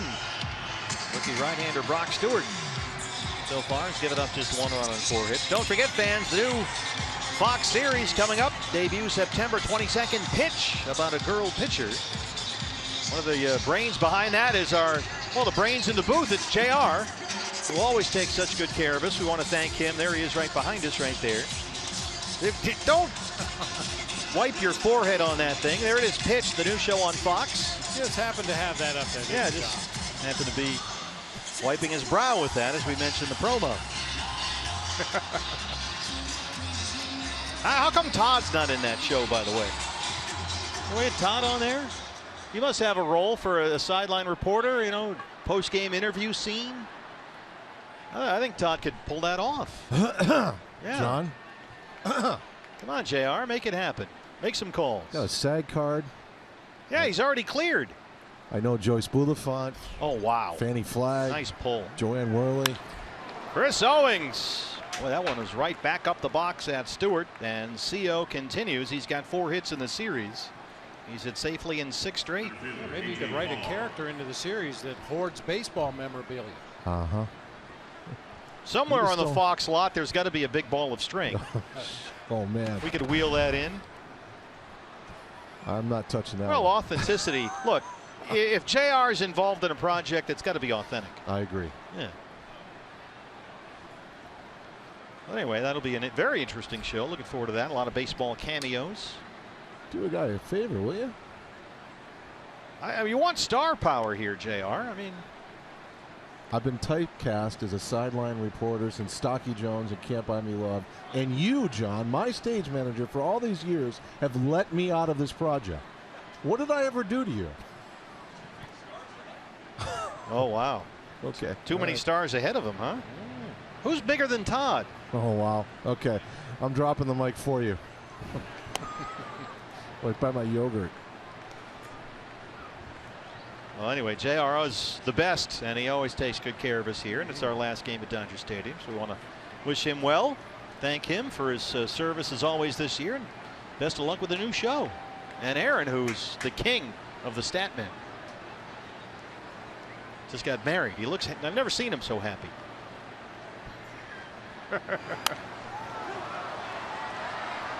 That's going to get on a play. AJ tonight has walked and flied out. He's 0 for 1. He also has scored the only D-backs run. Came in on Goldie's RBI double in the first. I got a feeling next year, after the success of the series pitch, that JR will be sitting down there in the front row next to Larry King. Can you imagine? Next year. Down with the Stars.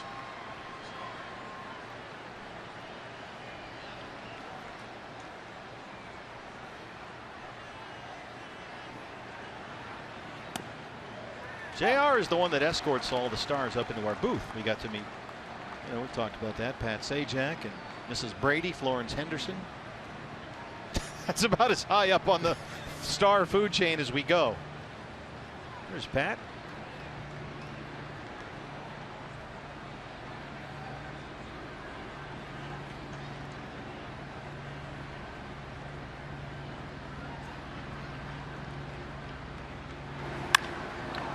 Fly ball to center. Kike Hernandez is out there tonight. And that's the first out in the 5th. Who's the biggest star that came to meet Vin this year? Not a baseball person, a movie, TV type, singer. What do you think?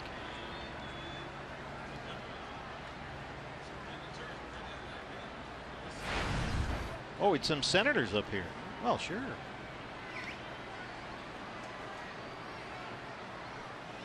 "70 pitches for Stewart, 49 strikes. There's Vinches to our right here. Goldie 2 for 2, a double and a single.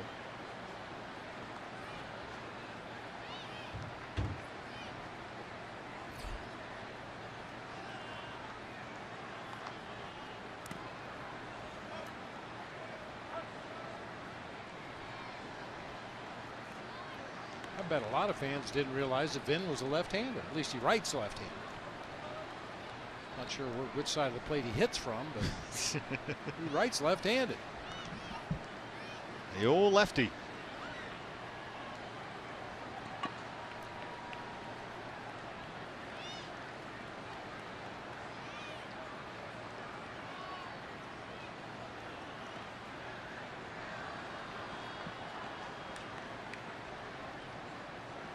You know, you go to meet him and you chat with him and you think, this gentleman broadcasts games from Ebbets Field.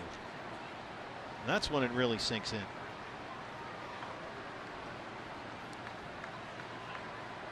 He's been doing Dodger games longer than any of us have been alive. Yep. 1-1.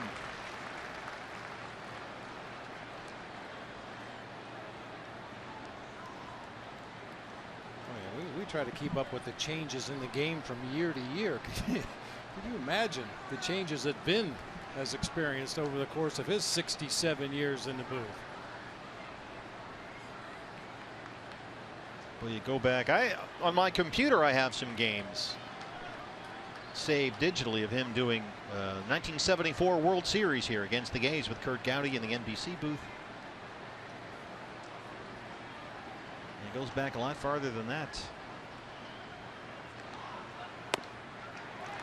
High strike, and it's 1-2.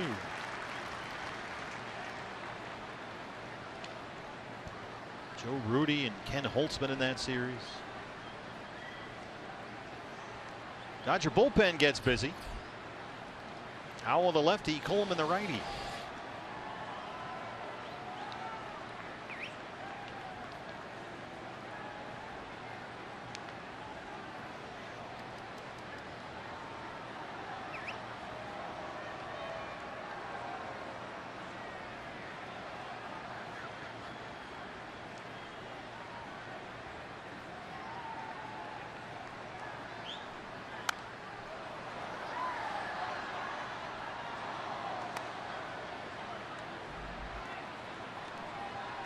So Chris Owings is trying to measure Brock Stewart over there at first base. We saw Gene Segura get a monster jump.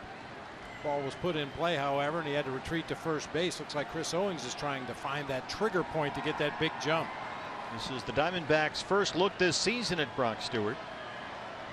The only info they have is on video.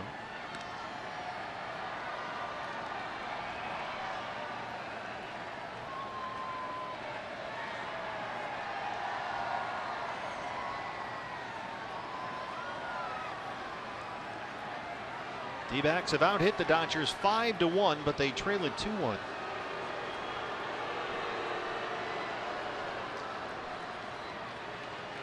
Owings takes off for second. Goldie checks his swing. The throw is not in time.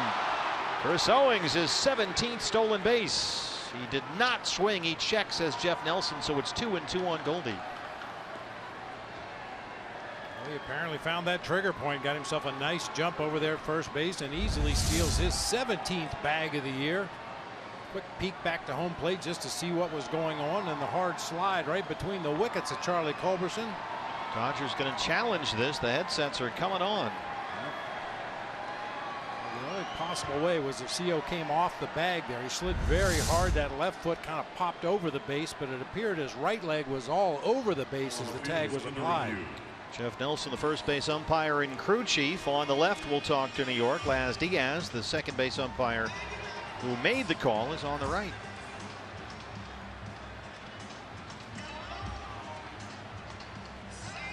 We were just talking about the changes in the game that Vin has seen in his day. This one's near the top of the list. It has to be. Can you imagine when he was doing games on radio, telling him, you know, one day all these games are going to be TV, and they're going to use the TV to determine if he's safe or out.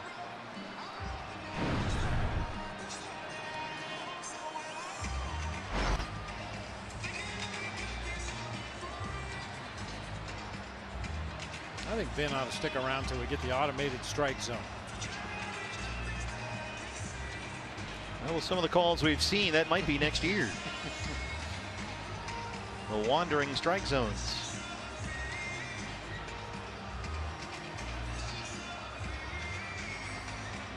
Now, there's no question whatsoever that Chris beat the throw, but that lead foot may have come up off the bag while Culberson kept the glove on the shoulder. They just showed an angle here on the big board at Dodger Stadium that we did not see, and it appeared that CO did break contact with the bag while the tag was applied. And the verdict is in from New York. He is out at second. And that looked to be, from the angle we just saw, the correct call. Yep, another bad slide. Lost the Diamondbacks 90 feet right there. Watch the front foot come up off the bag after it gets in first. Very safe. Now the foot comes up and the tag's applied. It's Just only a millisecond. Split second. Yeah, while that left foot was above the base, the right leg wasn't on the bag yet, and Culberson had the tag down on CO's shoulder. So just the second time all year Chris has been caught stealing. 2-2 pitch to Goldie is fouled back. So that erases the leadoff single.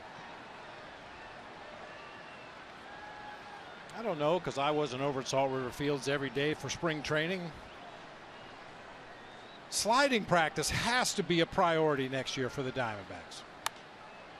They've lost a lot of base runners on the bases this year due to poor slides over the bag, getting tagged out even though they were safe. Chris Owings clearly had that bag stolen right there. If he just plants that left foot on the base and pops up out of his slide, there's no way they get it.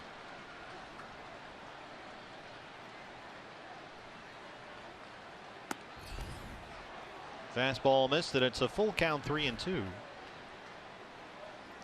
You know, I don't recall the last time I saw somebody with a pop-up slide in a major league game. Goldie will do it from time to time. Yeah, you expect that. Goldie does everything fundamentally sound. But yeah, when he tries to steal a base, he extends that front foot, and as soon as it hits the bag, that stops his momentum. Well, Goldie strikes out. That ends the inning. Diamondbacks trail the Dodgers 2-1.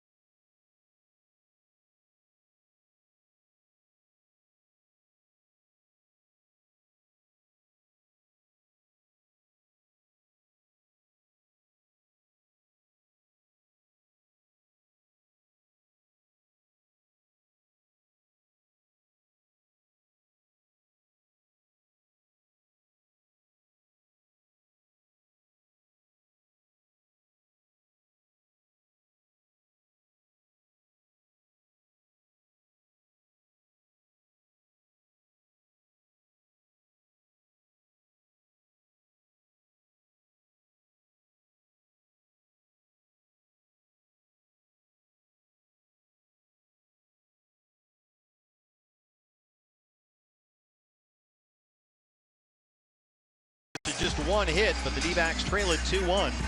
D-backs season ticket holders, renew your season seats right now and you'll be entered to win Luis Gonzalez and Randy Johnson.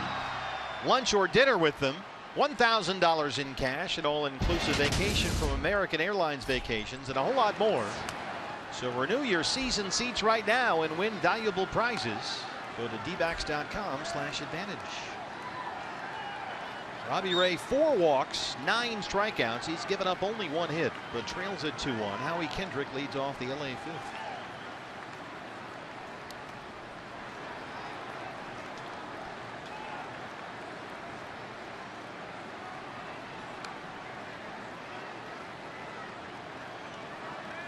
Last time a Diamondback pitcher had at least 9 strikeouts and at least 4 walks. Brandon Webb in 03. Robbie walked 3 in the first. Another great stop by Jake Lamb at third, and he's got him. Jake having a stellar night defensively. That's the first out in the bottom of the 5th.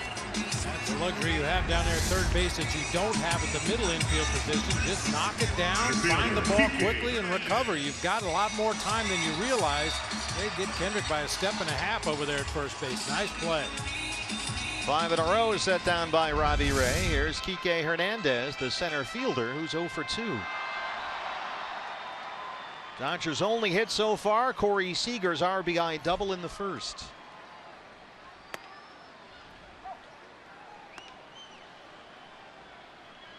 It's been kind of a lost season for Hernandez. He hit over 300 last year, but had a very slow start in spring training after offseason surgery on that right shoulder. And he was kind of just playing part-time for a while under Dave Roberts to begin the new year. And hit only about $130 over May and June. Then he was injured and on the DL almost all of July.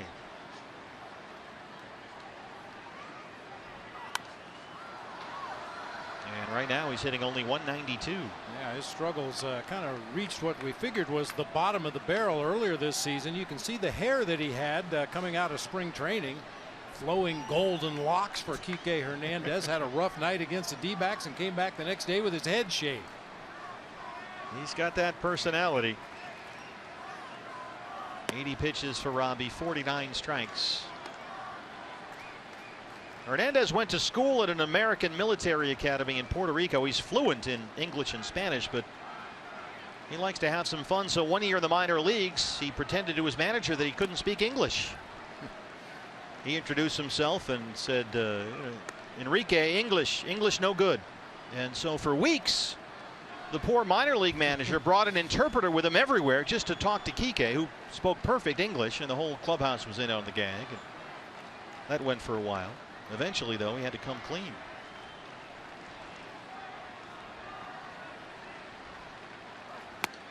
Robbie Ray, that's strikeout number 10. Maybe one of the better sliders that Robbie Ray has had recently. He's had that fastball in his back pocket every time he goes to the mound, but the slider has kind of come and gone at times this year, but a really good one tonight. 10 strikeouts, 3 on the slider, 7 with that hard fastball that he's pretty much leaned on most of the night. Seager has doubled and struck out, 1 for 2. Well, Corey Seager now hitting .318, 24 homers, 39 doubles. Last rookie that had those kinds of numbers, Albert Pujols in 01. Last 5 rookies with batting average of at least 300, at least 25 homers, and at least 40 doubles. Pujols, Nomar, Tony Oliva, Ted Williams, and Joe DiMaggio. Ooh. He's already at that level at the age of 22. Putting up those kind of numbers at a middle infield position. That's everyday shortstop. Yeah. I mean, you kind of expect those numbers out of your corner infielders and corner outfielders or something close to that, but usually you're willing to take a little less from your second baseman and shortstop.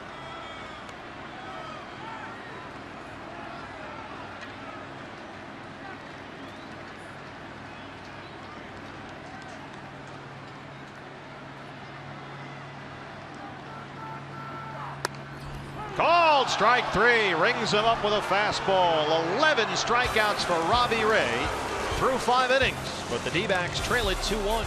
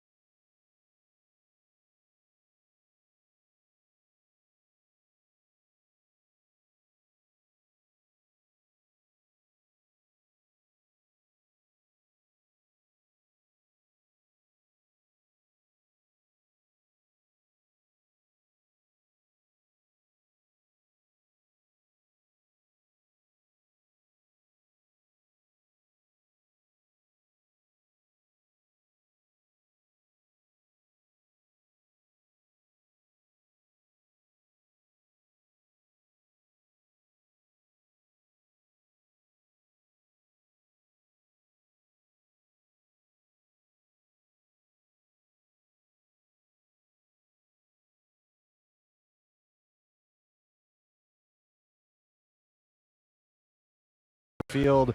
I think one of the most iconic views in all of Major League Baseball. There's nothing quite like it. And guys, it does conjures up images of when Vin Scully was calling those games of the week back on Saturdays, even before that with Joe and Tony, Joe Garagiola, the late Joe Garagiola and Tony Kubek. Just wanted to come out here and look at this one last time this year. If you can ever get out here, you should. It's changed since Mannywood. But Bob, I got to tell you, your Death Star, this thing's the real deal out here. Oh, yeah. Yeah, you don't want to get near it. It's the real deal from where we are. Yeah, well, it says made in Area 51, so this is impressive. Kind of like the one you have in the trunk of your car, right, Todd? Exactly. My system. Jake Lamb leads off the 6th against the new Dodger pitcher, the left-hander J.P. Howell, on in relief of Brock Stewart, who worked 5 innings, gave up just 1 run on 5 hits, 2 walks and a strikeout. Jake 0 for 2 so far. Howell's been a little shaky lately. He's given up runs in 5 of his last 9 appearances. A 4.37 ERA. I can't believe Todd had the guts to get that close to that thing. I know. He may already be concussed. I mean, that's Todd. That's dangerous. It is dangerous. Well, I'm just kind of eyeballing it, Bob, because I think we're going to take this thing down next year. How do we do that? Whatever we come up with, I'm in. This is a recon mission. I see. Just wrap the giant ball of string around it and everybody pull. Muffle the sound. I will say that some pigeons have had a field day on it from my vantage point here. Deservedly so. Yeah. The woofer is impressive, though, Bob.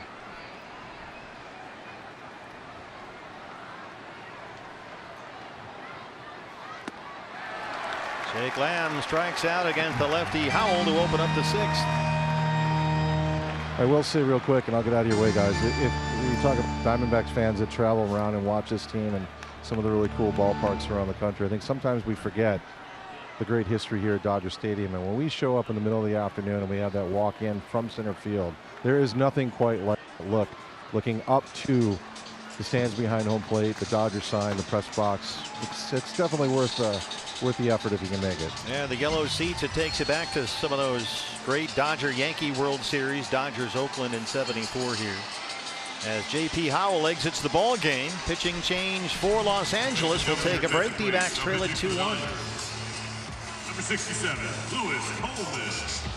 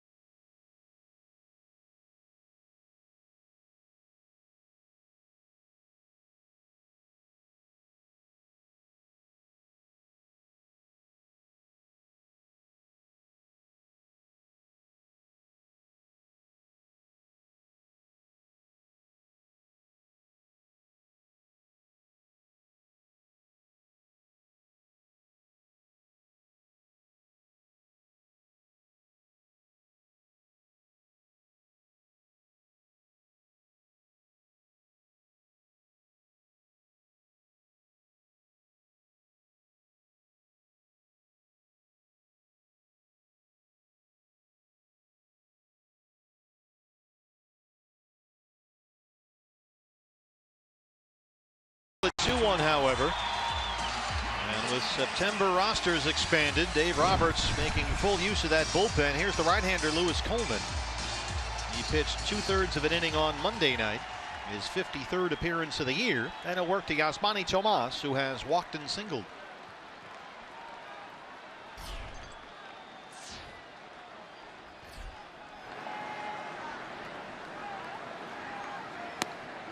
Dodgers have an opportunity tonight. The Giants were leading 5-3 at Colorado, but the Rockies came up with 3 in the 9th, and they beat the Giants 6-5.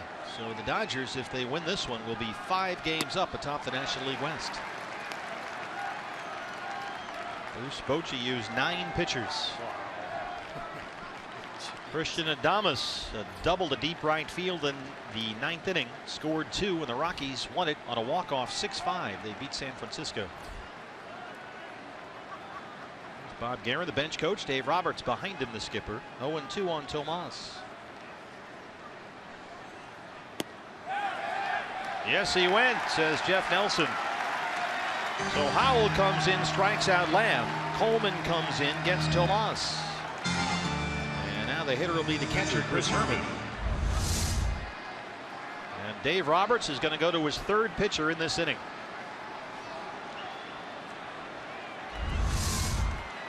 September baseball. Here comes Luis Avilan. We'll take another break in the 6th inning in LA.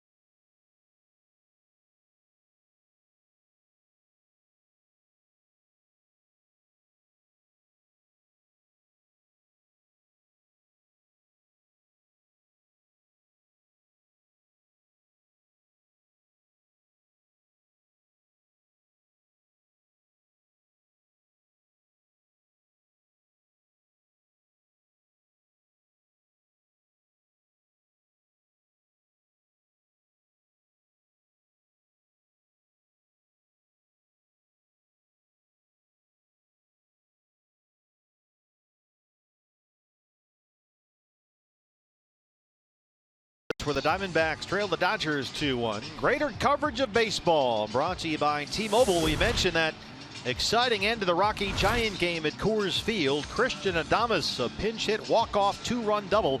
The Rockies get 3 in the 9th, and they come back to beat the Giants 6-5. So right now, the Dodgers are 4.5 games up on San Francisco atop the National League West. Michael Brenly's Red Sox lead at Petco Park 7-2. 3rd Dodger pitcher in this inning is the lefty Luis Avilan. Recalled Monday his 7th stint with the Dodgers this year. Up and down from the minor leagues 7 times. And the left-hander brought in to face Chris Herman with 2 outs.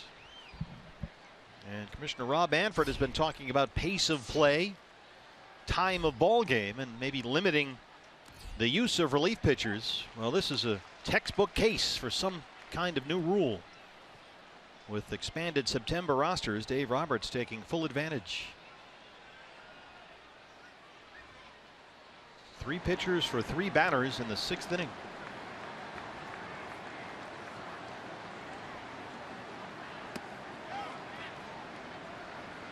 The idea being, and it's only been suggested, and it would have to be collectively bargained when the current CBA expires in December, but it's been suggested that in order to speed up games, maybe they have a rule where if you bring in a relief pitcher, he has to face more than 1 hitter.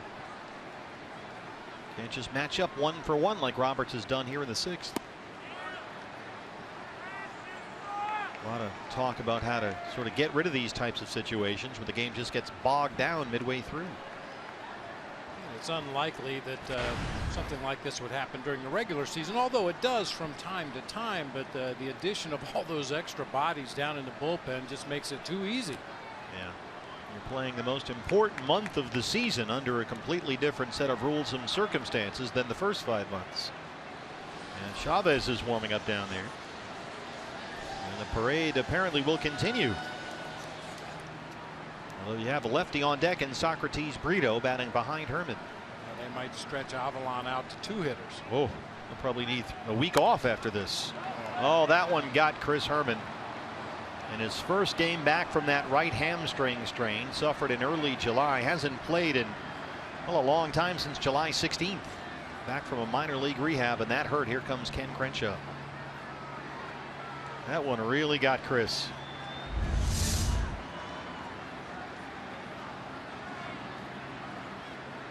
Oh, off the back knee.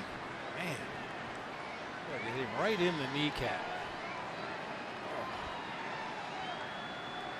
He hurt that right hammy in July, tried to play on it for a while. It just lingered and finally had to go on the DL in the middle of July.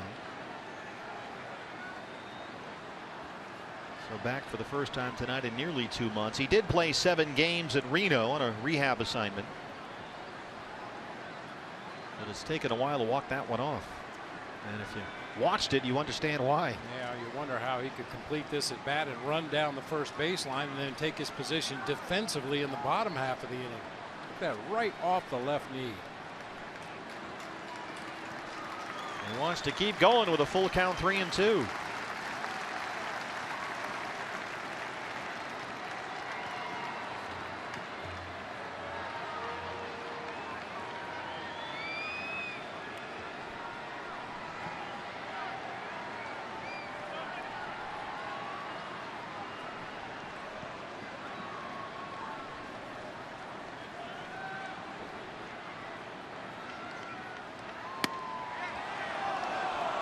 To walk.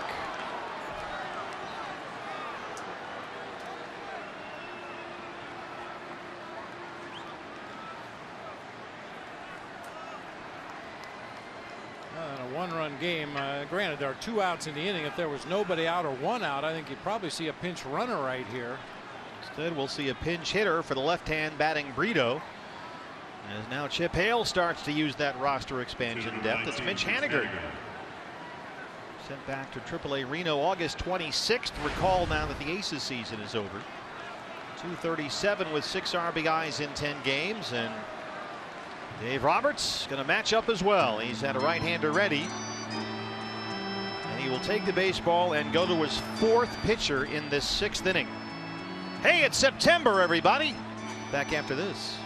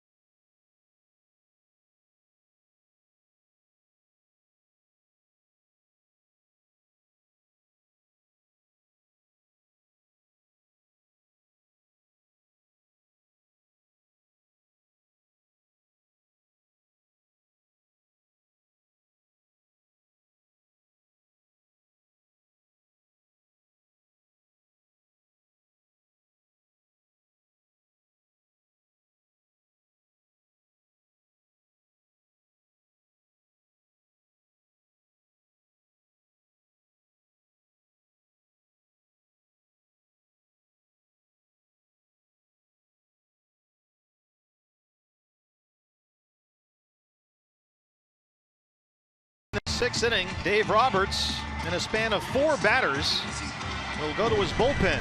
Here's the right-hander Jesse Chavez, who will be brought in after Mitch Haniger was announced to pinch hit for Socrates Brito. And it's just one of those things that makes no sense, is silly, and needs to be corrected. Too many players on either side. Yeah, and unfortunately for the Diamondbacks, they don't have the same kind of balance on the bench that the Dodgers have in the bullpen. Jake Lamb, Chris Herman, Socrates Brito, the only 3 left-handed hitters on the Diamondbacks roster. Everybody available off the bench tonight, right-handed hitters. So Chris Herman is the runner at first. 2 outs, and it's Haniger hitting for Brito.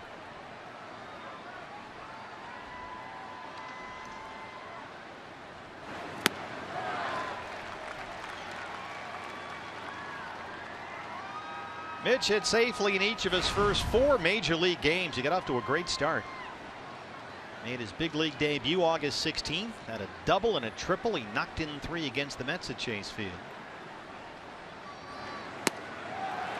But it was 2 for his last 22 before he was optioned back to Reno. He's down 0-2.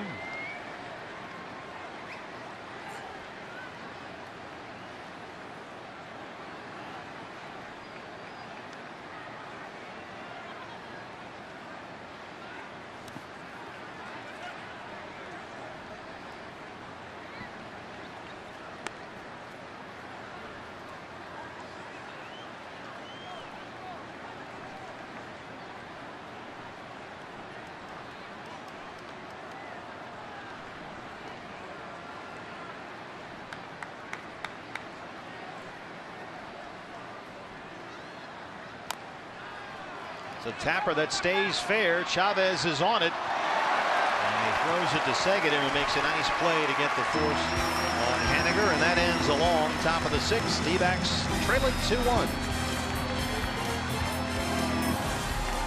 Fans get a safe, affordable ride to and from.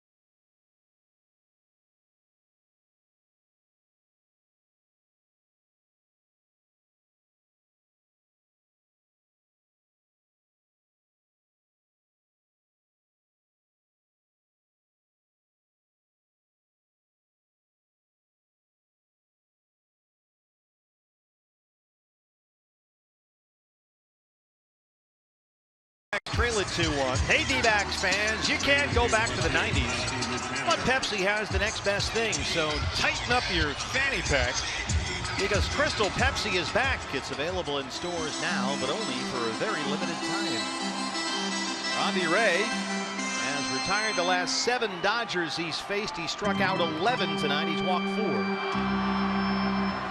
And the third baseman, Justin Turner, leads off the LA 6th. Robbie's given up only 1 hit tonight. Corey Seager's RBI double in the first.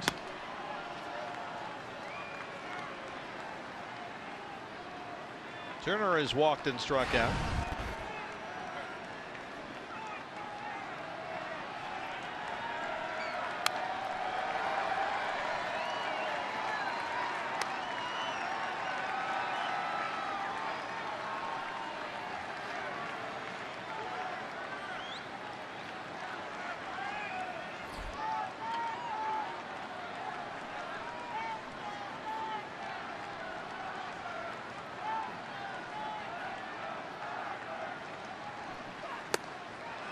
Fastball, swing and a miss, and it's 1-2. Robbie Ray has retired 14 of the last 15 he's faced.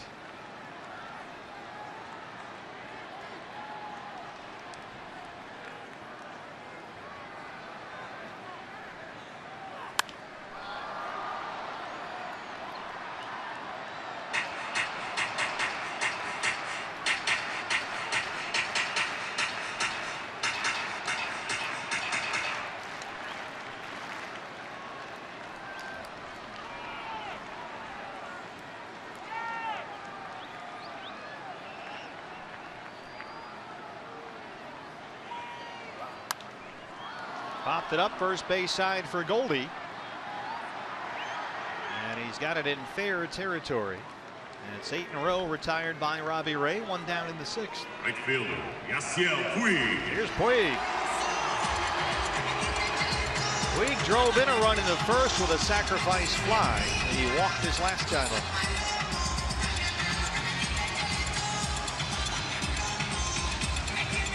Kind of a flip of Robbie's last start when, as we mentioned at the top of the show, he went 4 strong innings to start the game, and then the wheels came off in the 5th. Today he struggled in that first inning, gave up the RBI double, 3 walks in the inning, and since then it's just been firing goose eggs at the Dodgers. Just the 10th time ever that a Diamondback pitcher has had at least 11 strikeouts with at least 4 walks. Last guy to do it, Webby, back in 03. Prior to that, Randy did it 8 times. Webby's sinker was just moving so much he couldn't keep it in the zone. It happens.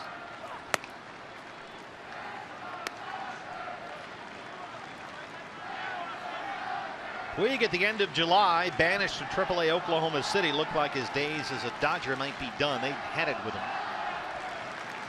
But he hit about 350 in AAA. They had to bring him back. He drives that one to deep left center field. Way back, and it's gone. Yasiel Puig. His 9th home run, just the 2nd Dodger hit off Robbie Ray. And they lead it 3-1.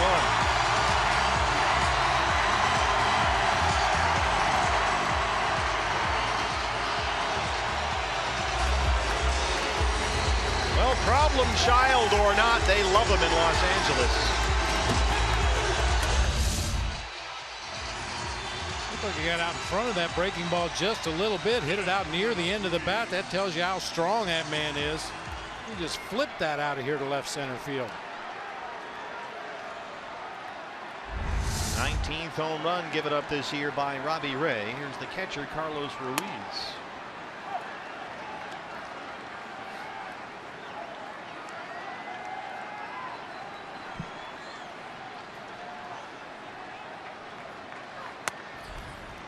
Puig back from the minors. And a home run Sunday and a win over San Diego. Now a home run tonight. And they lead it 3-1 with 1 out in the 6th. 0-2 on Ruiz.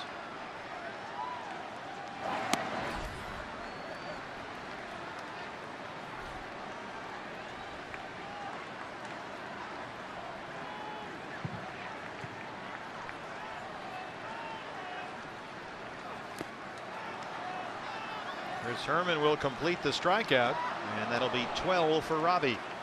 Hey fans, when the D-backs win, you win at Papa John's. The day after every Diamondbacks win, you get 50% off your regular menu price online order at Papa John's. And promo code D-backs50 at papajohns.com. Robbie Ray's season-end career high is 13 strikeouts. That came in a start last month at Petco Park against the Padres.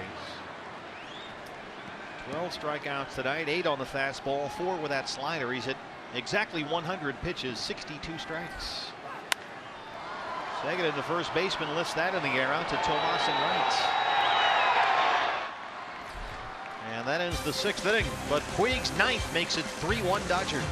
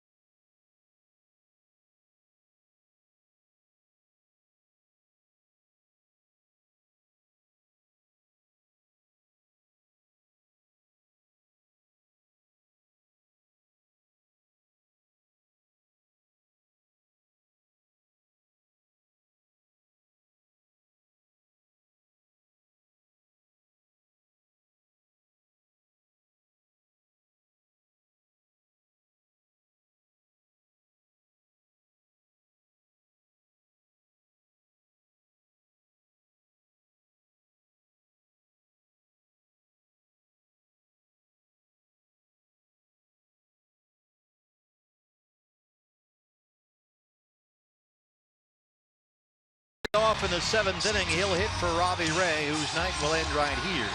Fans, don't miss the D-backs and Giants series coming up this weekend at Chase Field. First 20,000 fans who get to the game on Saturday will get the Los D-backs soccer jersey. That's courtesy of Pepsi. Get your D-backs Giants tickets right now at dbacks.com. It's going to be a fun series. We'll see Madison Bumgarner, Johnny Cueto, and Matt Moore pitch for San Francisco. Adrian Gonzalez checks into the ball game. He'll take over at first base for Rob Segedin, and that's 7th. Goslin hits for Ray to start the 7th against Jesse Chavez.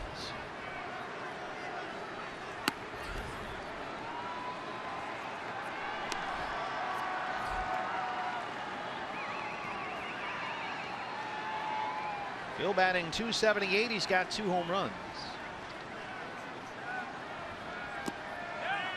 Now a 3-1 ball game following Yasiel Puig's 9th home run of the year.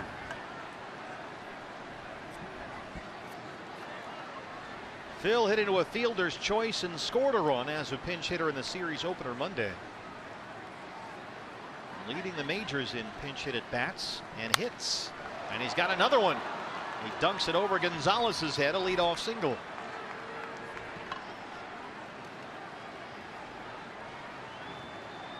Second baseman number 2, Gene Segura. Good start. Bats need to come alive here in this 7th inning. Robbie Ray pitched a gem tonight, gave up only 2 base hits, even though he walked 3 batters in that first inning. Time for the offense to support him a little bit here. Well, here's the National League's hits leader. Segura so far 0 for 3. He's only got 1 hit in the series. Robbie Ray tonight, 12 strikeouts. He walked 4 and gave up only 2 hits. An RBI double by Seager and the solo homer to Puig.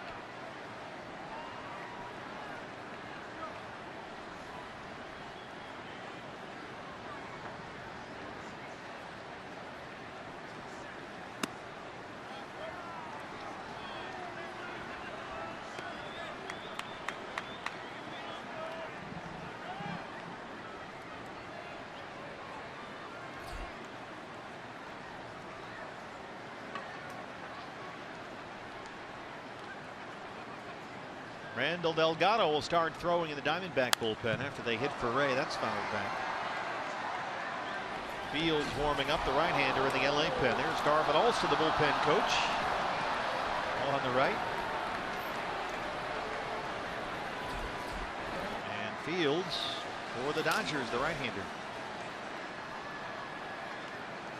Fields pitched an inning in the ball game last night. 2-1 on Gene Segura. He rips one into left, a base hit. A pair of D-back singles open up the 7th. Shortstop number 16, Chris Owings. Here's Chris Owings, who singled his last time up. CO's 1 for 3. Keep the line moving. Dodgers a little bit of a meeting out there behind the mound to talk about a possibility of a sacrifice bunt. Diamondbacks down by 2 in the game. I don't want Chris Owings bunting the way he's hitting the ball. Me neither. He's a tough guy to double up anyway, even if he would happen to hit a ground ball right at one of the infielders. Yeah, Chris, counting tonight, has 16 hits in his last 9 games. 5 of them for extra bases. Hitting .290 on the year. 2 on, nobody out. That one's a little dribbler that stays fair. Turner's on it, and he makes a nice play. The runners move up, so that worked like a sacrifice bunt. 2nd and 3rd, 1 out for A.J. Pollock. Center fielder number 11, A.J. Pollock. Boy, Justin Turner is a much better defender than people realize at third base. He's very good down there. The only time he gets himself into trouble is on routine plays when he gets a little too casual at times, kind of lobs the ball across the diamond and occasionally pulls Adrian Gonzalez or the first baseman off the bag. But on plays like that where he just reacts and lets his athletic ability take over, he made some fantastic plays. So here you go, Diamondbacks with 1 out in the 7th. Have the tying runs in scoring position. A.J. Pollock up there and Goldie on deck.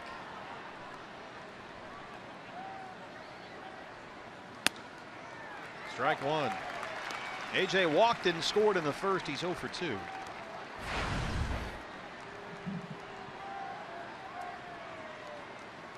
Seven hits in 7 games on the road trip coming into tonight.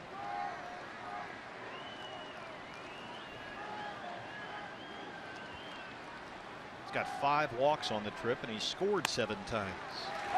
Down 0-2.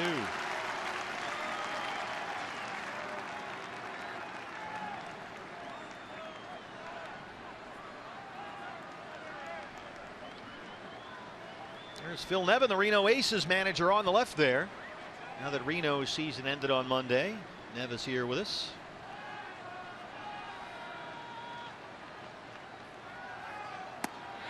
AJ strikes out.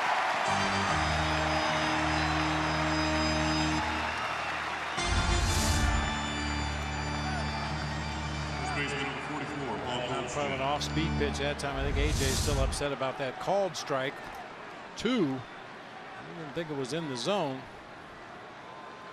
A chance for Goldie, and an RBI double in the first. He singled in the third. He's 2 for 3. First base is open. And let me guess, the Dodgers have a lefty ready in the bullpen. You are correct, sir. Jake Lamb on deck. He just got started, however.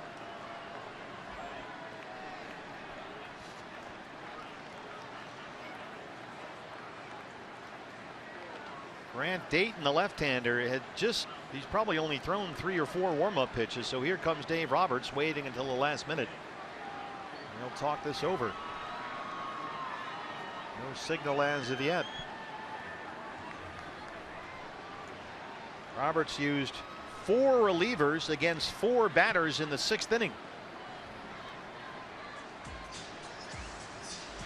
And there is the left-hander, Dayton on the left. Fields the right-hander on the right. You've got first base open, Goldie up there, and Lamb on deck.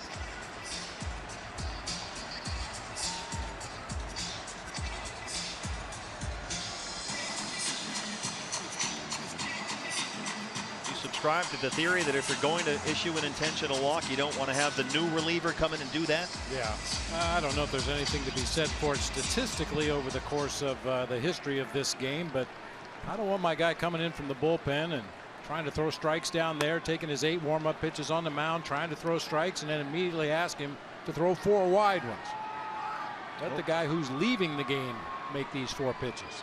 J.P. Howell, the lefty, came on to start the 6th inning against Jake Lamb and struck out Lamb. And so as things stand right now, once they finish this free pass, it'll be bases loaded, 2 outs, and Lamb against the lefty, Dayton, who's warming up.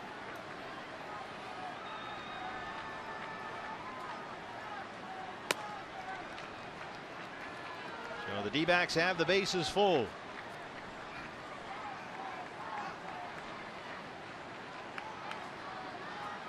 And here comes Dave Roberts one more time. So he's going to make the move and go to his left-hander.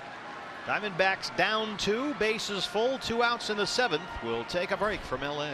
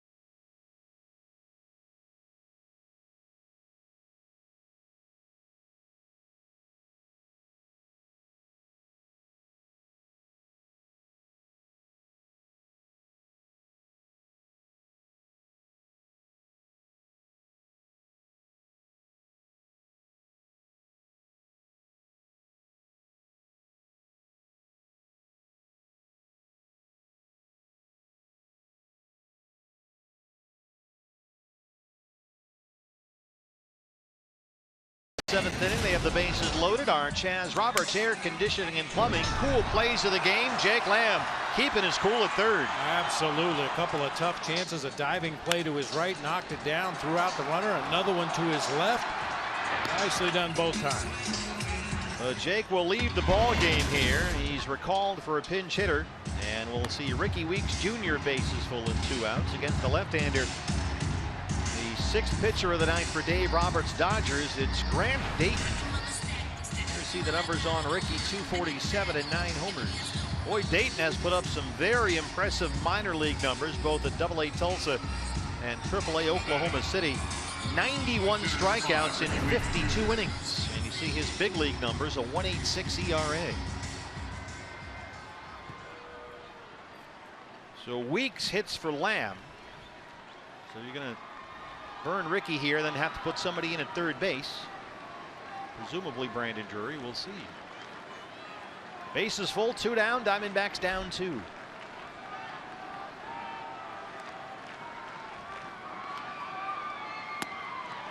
Ball 1. Ricky as a pinch hitter this year, 61 plate appearances. He's hit 180.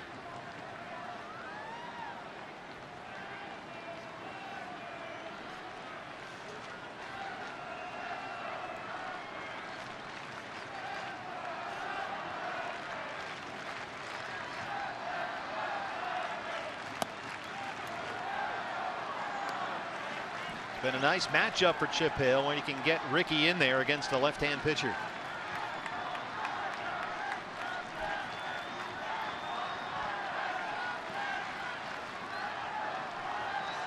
A rough one for Ricky last night, facing Joe Blanton. Slider mania, 1 on the inside corner, 2 on the outside corner. Ricky never got the bat off his shoulder. Drops a breaking ball in there, and it's 2-1. Diamondbacks have Phil Gosselin at third base, Gene Segura at second, and Gold at first. They have out-hit the Dodgers tonight 7-2, but trail it 3-1. The 2-1 to Ricky Weeks Jr. Inside, and it's ball 3.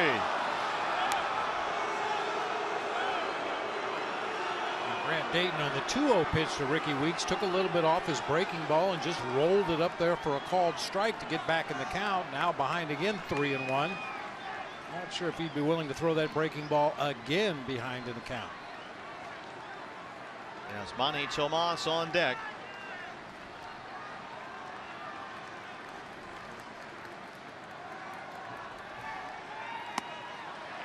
In there for a strike, and the count is full, 3-2. This will get the runners started. Gosselin from third, Segura at second, Gold at first. 3 balls, 2 strikes, 2 outs.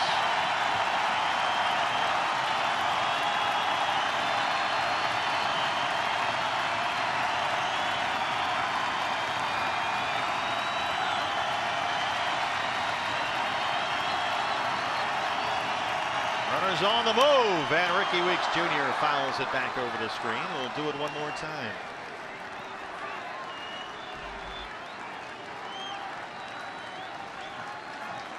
Grant Dayton has not allowed an earned run in his last 7 appearances, dating back to August 22nd.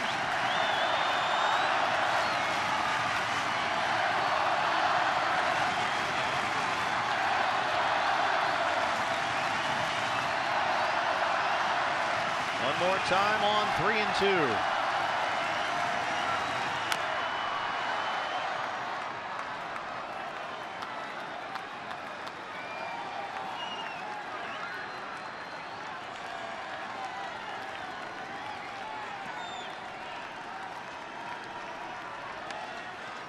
Impressive for the Dodgers young left-hander to come in there and throw breaking balls like he has behind in the count. Looks like he's got confidence in all of his stuff. His fastballs have been inside, the big loopy breaking ball pretty much in the middle of the plate. He's not in the minors anymore, not in this environment.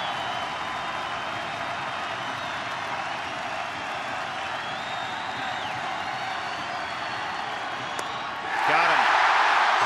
Diamondbacks down 2, leave them loaded. We stretch in LA. They trail it 3-1.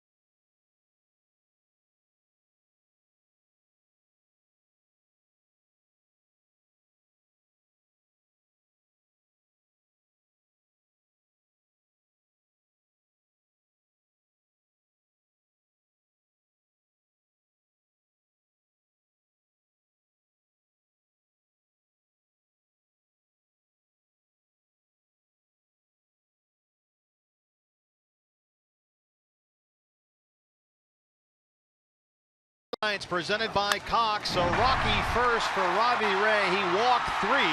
Dodgers got 2, but after that he was terrific. Went 6 innings.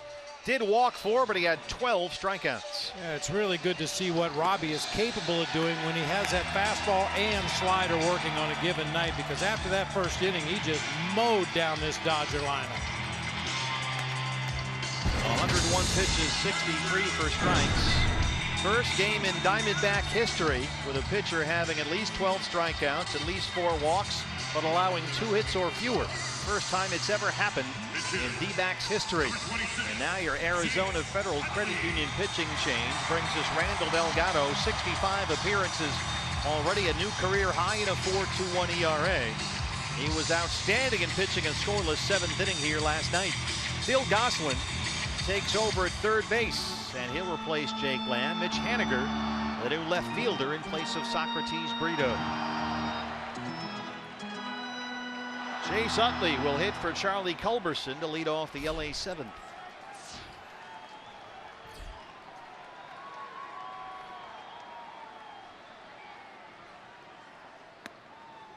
There's a strike, and it's 0-1. Utley, 256. He's got 12 homers.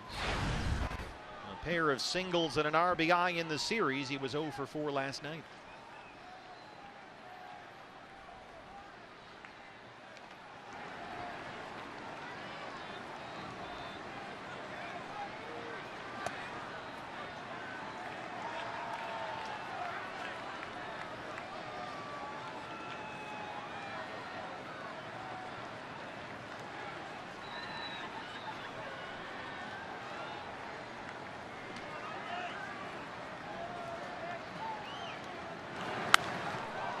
On a play, and it's 1-2. Haniger, by the way, will hit 8th for the Diamondbacks. Gosselin 9th, pitcher spot for the D-backs, now 5th in the order.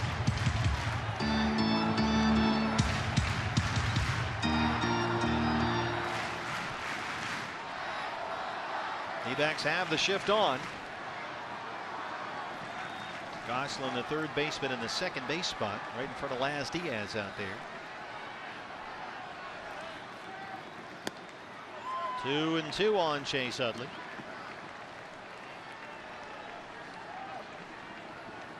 Utley 7 homers since the All-Star break. He's still got some power. 37 years old. He'll be 38 in December.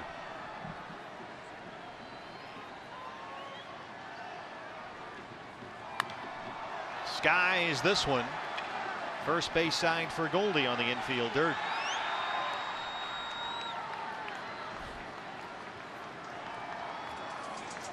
Now Andrew Tolles will hit for the pitcher. This guy, every time you see him, he continues to impress. 24-year-old rookie who's hitting .385. 2 hits, including a double and an RBI last night. Andrew Tolles. He's a little guy, very compact swing, but tends to drive it hard when he makes contact. He's got 13 hits in his last 27 at bats since his recall from the minor leagues on August 21st. That includes 3 homers.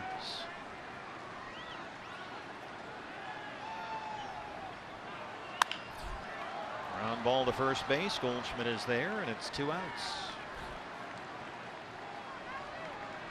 Howie Kendrick now. The fielder, number 47, Howie Kendrick.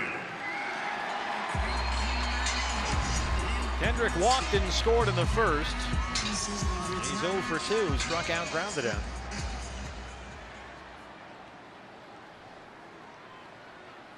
Still hitless in the series. Kendrick's bat has slowed down lately for LA. He's hit only 190 in his last 18 games. Just 1 extra base hit over that span.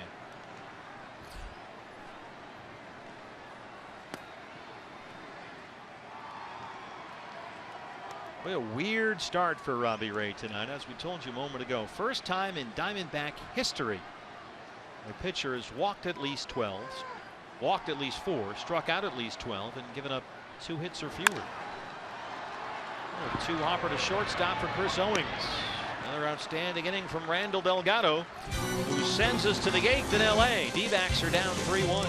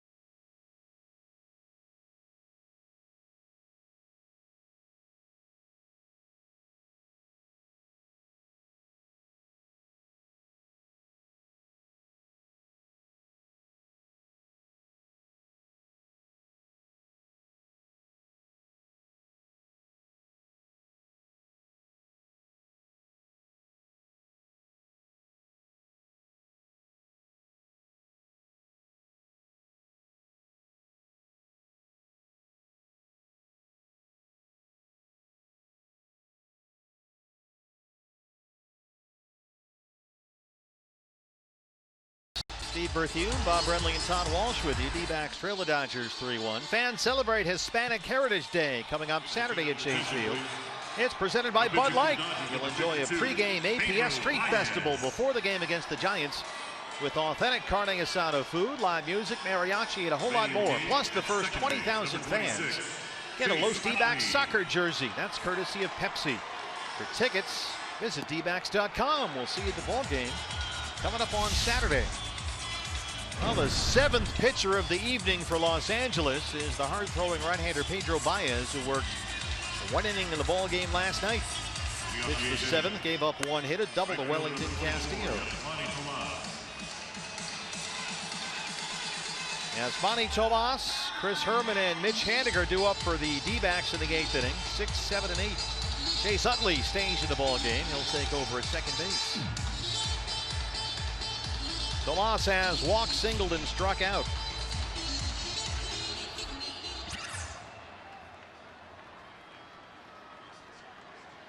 Diamondbacks have dropped 23 of their last 30 games here at Dodger Stadium. Trying to get off the schneid and salvage the series finale, down 2 in the 8th inning.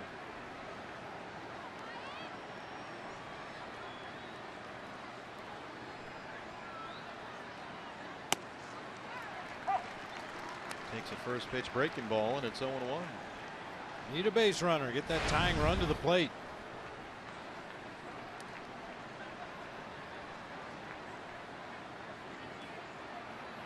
And you prefer to do it here in the 8th inning, because if it gets to the 9th, you're going to see Kenley Jansen again. He's a handful. Jansen got the save last night, his 42nd of the year. Tomas down 0-2.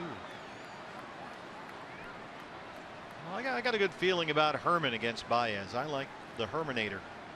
Chris had some nice swings in the game tonight. Flied out to deep center field his first 2 at-bats before drawing a walk in the 6th inning. Bonnie chases a high fastball and strikes out, 1 down in the 8th inning. Catcher number 10, Chris Herman.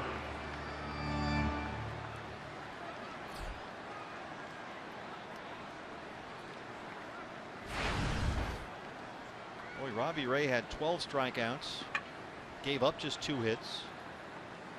He's in line for the loss. Diamondbacks have out-hit LA tonight 7-2, and they're trailing 3-1. Just a weird ball game.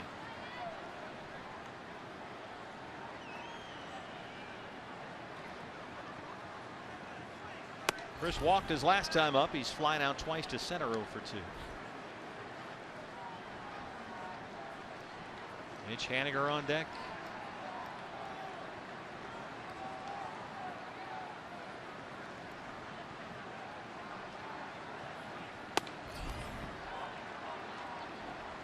Baez missed at 96, and it's 2 balls and no strikes. In a shocking turn of events, both bullpens are quiet. Yeah.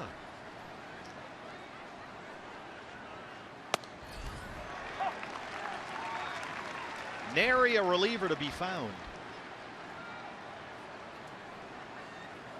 Dave Roberts has used 7 pitchers tonight. Chip Hale just 2.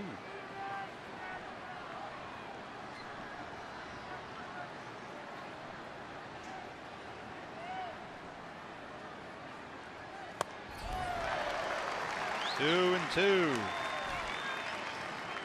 Tip of the cap to Chris Herman, regardless of what happens in this at bat. Recall his last at bat, he fouled that ball off his left kneecap. Went down in a pile in that left-handed batter's box, but just stayed in the ball game, and apparently none the worse for wear, at least for right now. Yeah, this is Chris' first big league game in 2 months. He's not coming out of there.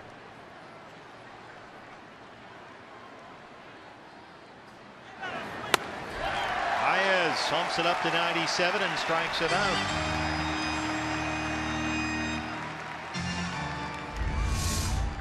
Way off that high cheese. That's real tough to catch up to in the upper 90s. Tomas chased one. Now Chris Herman chases another high fastball. Haniger hit a little dribbler up the first base line in his first at bat.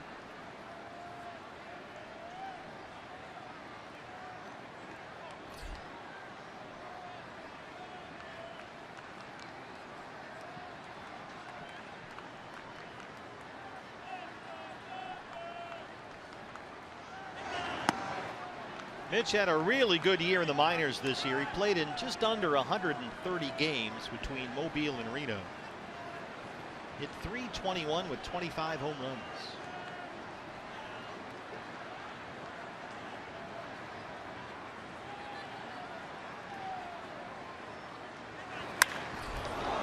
Yanks that one foul. Way out in front on a 97-mile-an-hour fastball.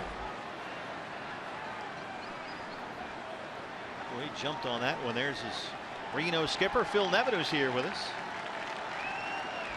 It's a general rule when you see a guy pull a ball that far foul, the next pitch is a changeup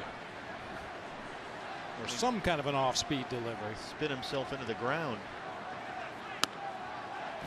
Yep, dropped it in there. Of course, it's an 88-mile-an-hour changeup, but a changeup nonetheless.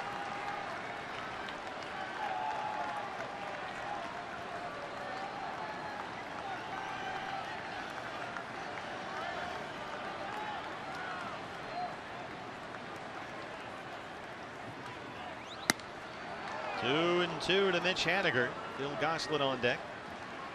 You hear pitchers and catchers all the time talk about reading a batter's swing, and that's a very obvious example of it. You throw your best fastball on the inside part of the plate and the guy pulls it foul over the third base dugout. He's probably susceptible to an off-speed pitch. He's that far out in front of a 98-mile-an-hour fastball.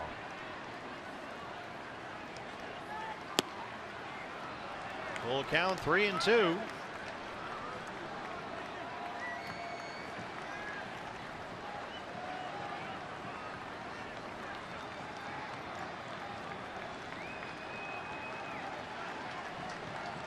Edwin Escobar has started warming up in the Diamondback bullpen.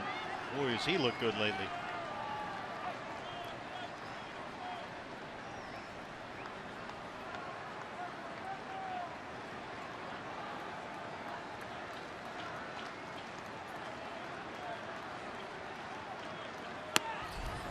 Mitch Haniger, another professional at bat. Looking for a base runner. There you go. And Goslin will get a chance to hit against Baez. That was a really nice at bat by Haniger. Had a good rip at a fastball, laid off some borderline pitches, and ends up taking the base on balls, bringing that tying run to the plate here with 2 outs in the inning. Yeah, more of that polished approach from Mitch Haniger that we saw all last month.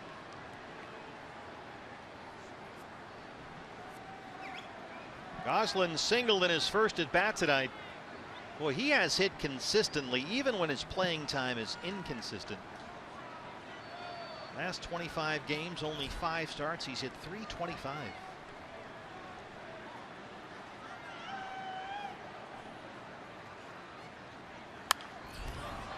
This sets up well for Phil Gosselin. We know a lot of his base hits have come to the right side, and with Adrian Gonzalez holding on Haniger over there at first, he's got a lot of room to work with on that right side of the infield.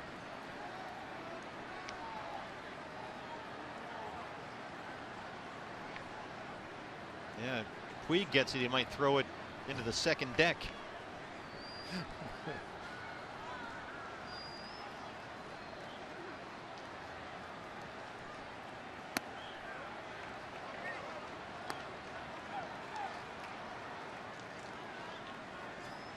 There's Larry King behind us, scouting the defense.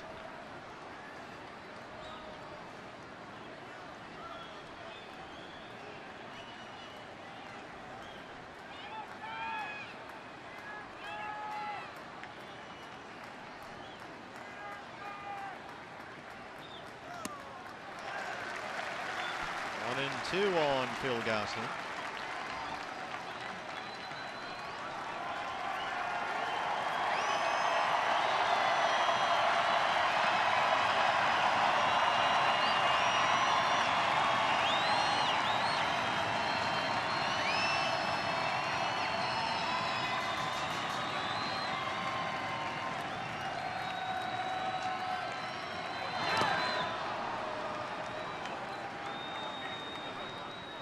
We'd love to see Gene Segura get up there with the tying runs aboard.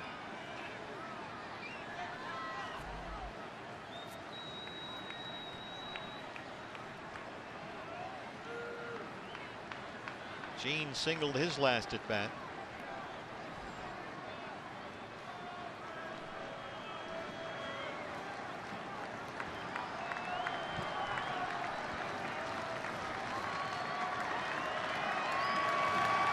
Two and two. Missed at 98. The count is full.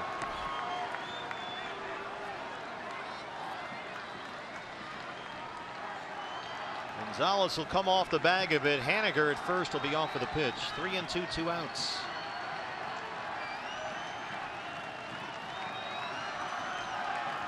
Now there's not quite as much room over there if Gosselin wants to go to the right-hand side.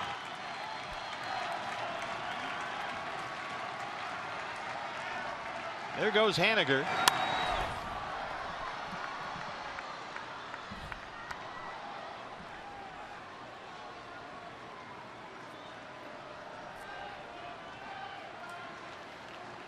And defensively, the Dodgers shouldn't really be too worried about Haniger, even if the ball's put into play. The idea is to keep Phil Gosselin off of second base. He represents the tying run. 20-pitch inning for Baez. Haniger takes off again. Gosselin hits a dribbler up the middle. Seager is there, and he throws him out. So Baez works around that 2-out walk and sends us to the home half of the 8th inning. D-backs still trail at 3-1.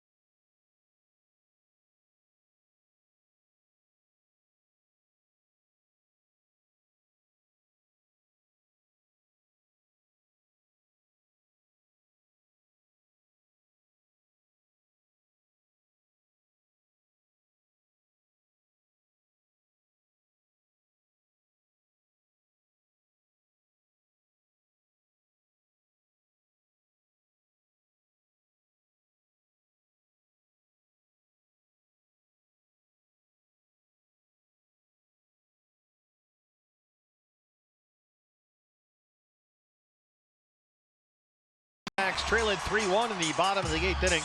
What's next? Brought to you by CenturyLink. We finally get to go home after this one, off day tomorrow. And we're back at it at Chase Field for a long homestand starting on Friday against the Giants. Braden Shipley against Madison Bumgarner. Then Archie Bradley and Johnny Cueto on Saturday. Zach Greinke and Matt Moore on Sunday. That should be a good homestand against the National League West. Giants for 3. Rockies for 3. These Dodgers for 4. Kike Hernandez leads off the 8th inning against Randall Delgado.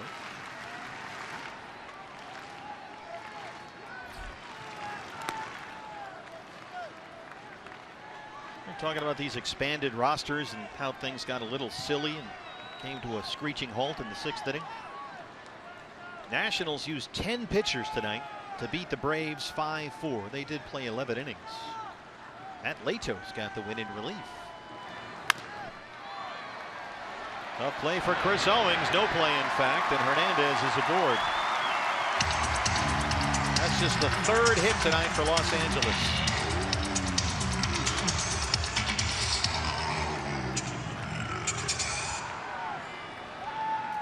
Here comes Chip Hale. Giants, and that walk-off loss at Colorado, used 9 pitchers. Joe Nathan gave up 2 hits in the 9th. He blew the save. Dodgers have used 7 so far. Chip Hale will go to his 3rd. Escobar on his way in. Back after this.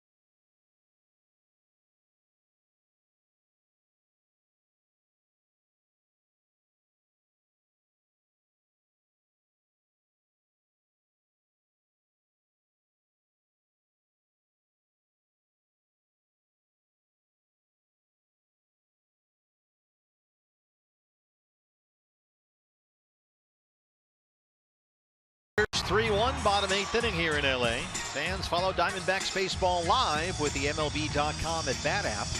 You can stay up to the moment at any moment with game day, live game video highlights, StatCast news, the whole thing. Just download MLB.com at Bat, the #1 app for live baseball on your phone and tablet.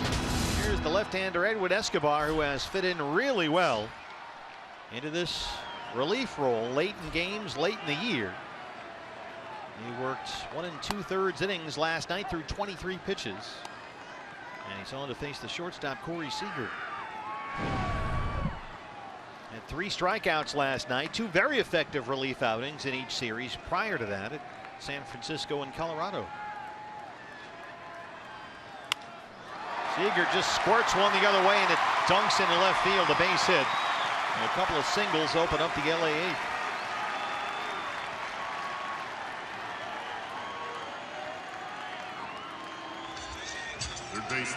And here comes Chip. We're going back to the bullpen. Justin Turner. Hard to fault Edwin on that one. It was just kind of a fluke check swing by Seager. He dunked it in there. So the Dodgers leading 3-1, have 2 on, nobody out. And Jake Barrett on his way in. Back from Los Angeles right after this.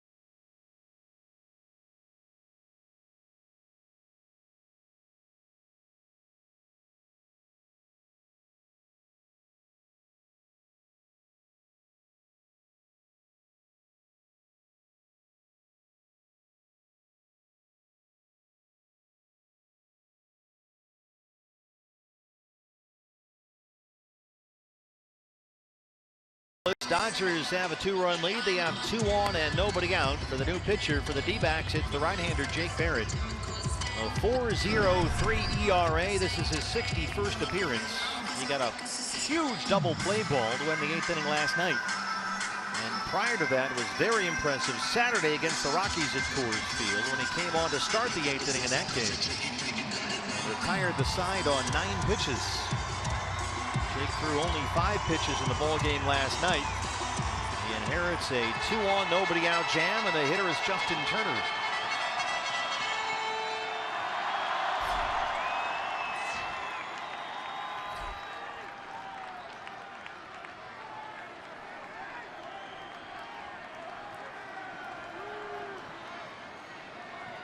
Kike Hernandez, the runner at second, and Corey Seager at first.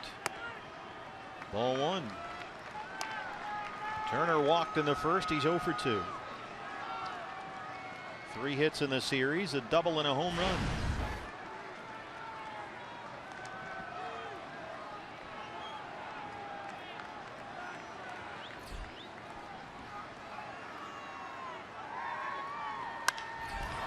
Fly ball, right field corner. Tomas drifting near the line. He's got it in foul ground. Kike heads for third. He's in there, and they're on the corners with 1 out. And here comes Puig. Right fielder, number 66, Yasiel Puig. Puig's had a good night. Knocked in a run in the first with a sacrifice fly. Walked in the third and homered in the 6th, his 9th of the year. Looked a little something like this. Sure didn't look like a home run swing, and he hit it out near the end of the bat. I said it at the time. It's just a perfect example of how strong that man is. Well, he's homered twice since his minor league recall about a week or so ago.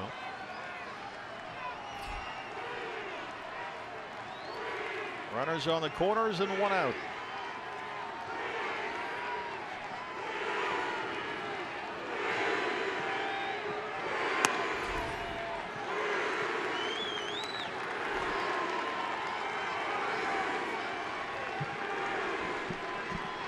Puig, you can hear the fans. They love him here. And he says they've been asking for his return. He wants to pay him back for their support, work hard, do his job.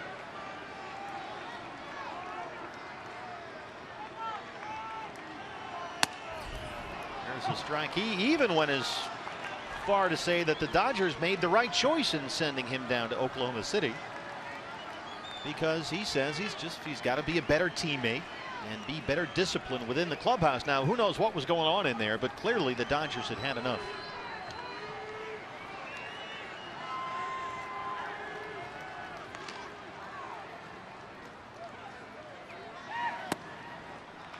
Two and 1.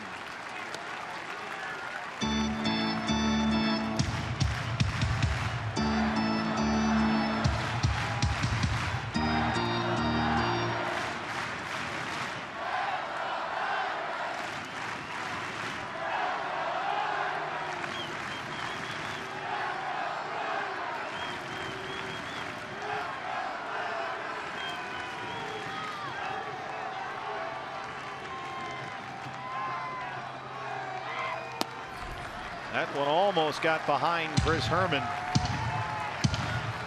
And it's 3 and 1. Yasmani Grandal in the on-deck circle. He would hit for Carlos Ruiz.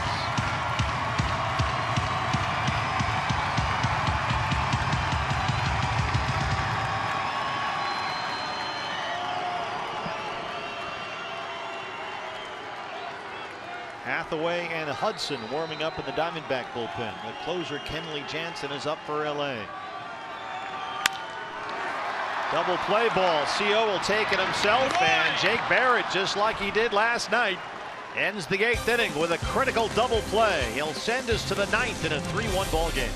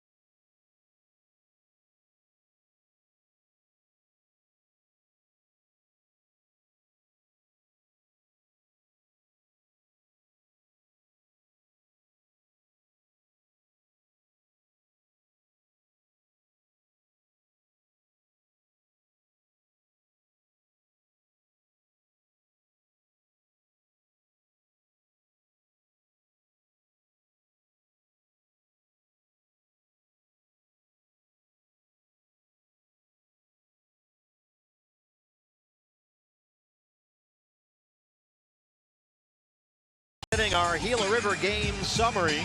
Not a whole lot of offense for the Diamondbacks. 1 run on 7 hits. They trail it 3-1. Robbie Ray had a bumpy first. He walked 3, but boy, did he settle down nicely. Robbie tonight went 6 innings, gave up only 2 hits, had 12 strikeouts. The last pitcher in the major leagues to strike out at least 12, allow only 2 hits or fewer, and lose was Steven Strasburg more than 3 years ago. And now here is the closer, Kenley Jansen, who got his 42nd save of the ball game last night. A 1-2-3 ninth with 2 strikeouts. If you add one more qualifier to Robbie Ray's outing, walk 4 or more, strike out 12 or more, allow 2 hits or fewer, and lose, you have to go back 30 years. Floyd Yeomans pitching for the Montreal Expos.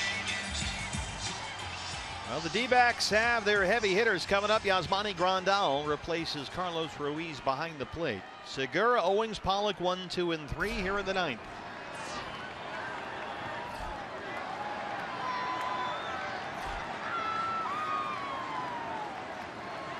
Gene singled his last time up. He's 1 for 4.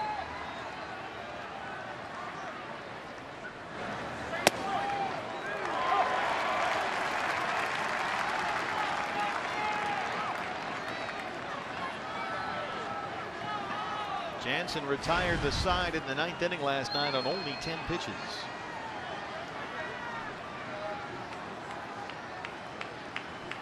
Got Pollock to fly out, struck out Goldie and Lamb. And he's ahead of Segura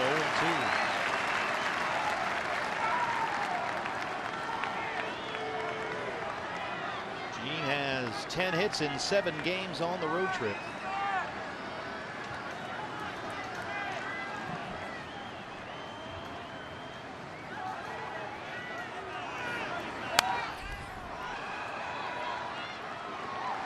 Grandal wanted that cutter up and away from Gene Segura that time, and Jansen threw it pretty much right down the heart of the plate. Still tough to square up that pitch. Such subtle movements, so tough to read for a hitter.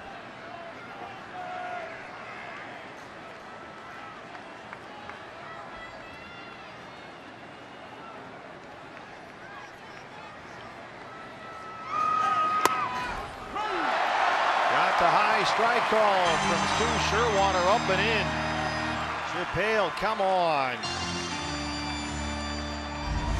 Shortstop, number 16, Chris Owings.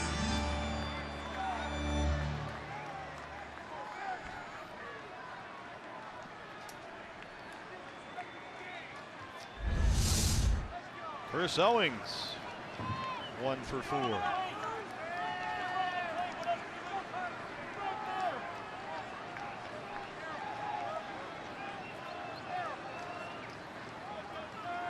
Boy, Chip Hale is really giving it to Stu Sherwater back there. Sherwater a moment ago glaring back into the Diamondback dugout. You can see how close the skipper is to the plate umpire.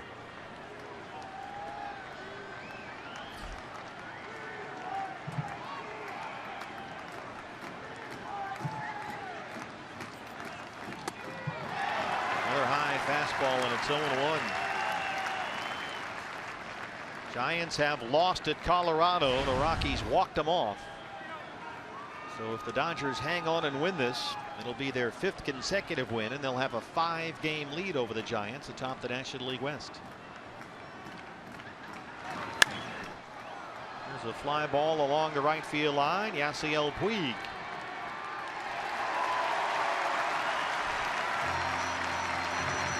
Dodgers will travel to Miami after this ball game. They're off tomorrow.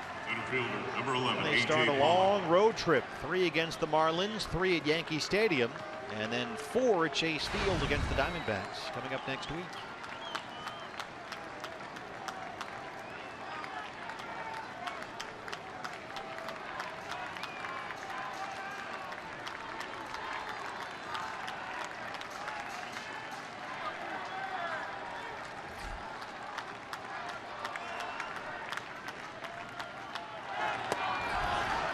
Strike 1.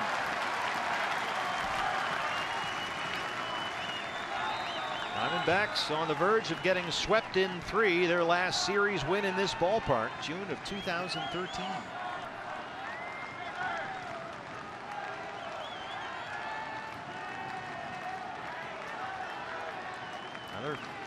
Elevated fastball. That one got down. Popped it up though. Kike Hernandez has it. And the Dodgers sweep the Diamondbacks. And the D-backs have now lost 24 of their last 31 games at Dodger Stadium. Another save for Kenley Jansen, his 43rd. Well, after being held to 4 hits in each of the first 2 games of this series, the Diamondbacks did get 7 knocks today, but just couldn't get the big one when they needed it the most. Boy, tough to lose an outing like that from Robbie Ray tonight. 3 hours and 5 minutes in front of 44,352. Robbie Ray, after walking 3 in the first, finished with 4 walks and 12 strikeouts in the ball game. And the Diamondbacks will head home now for a long homestand against the NL West. The Giants, the Rockies, and then 4 against these Dodgers. But they are now just 15 and 38 versus LA since the start of the 2014 season. LA wins this one 3-1. Diamondback Live postgame show brought to you by CenturyLink is next.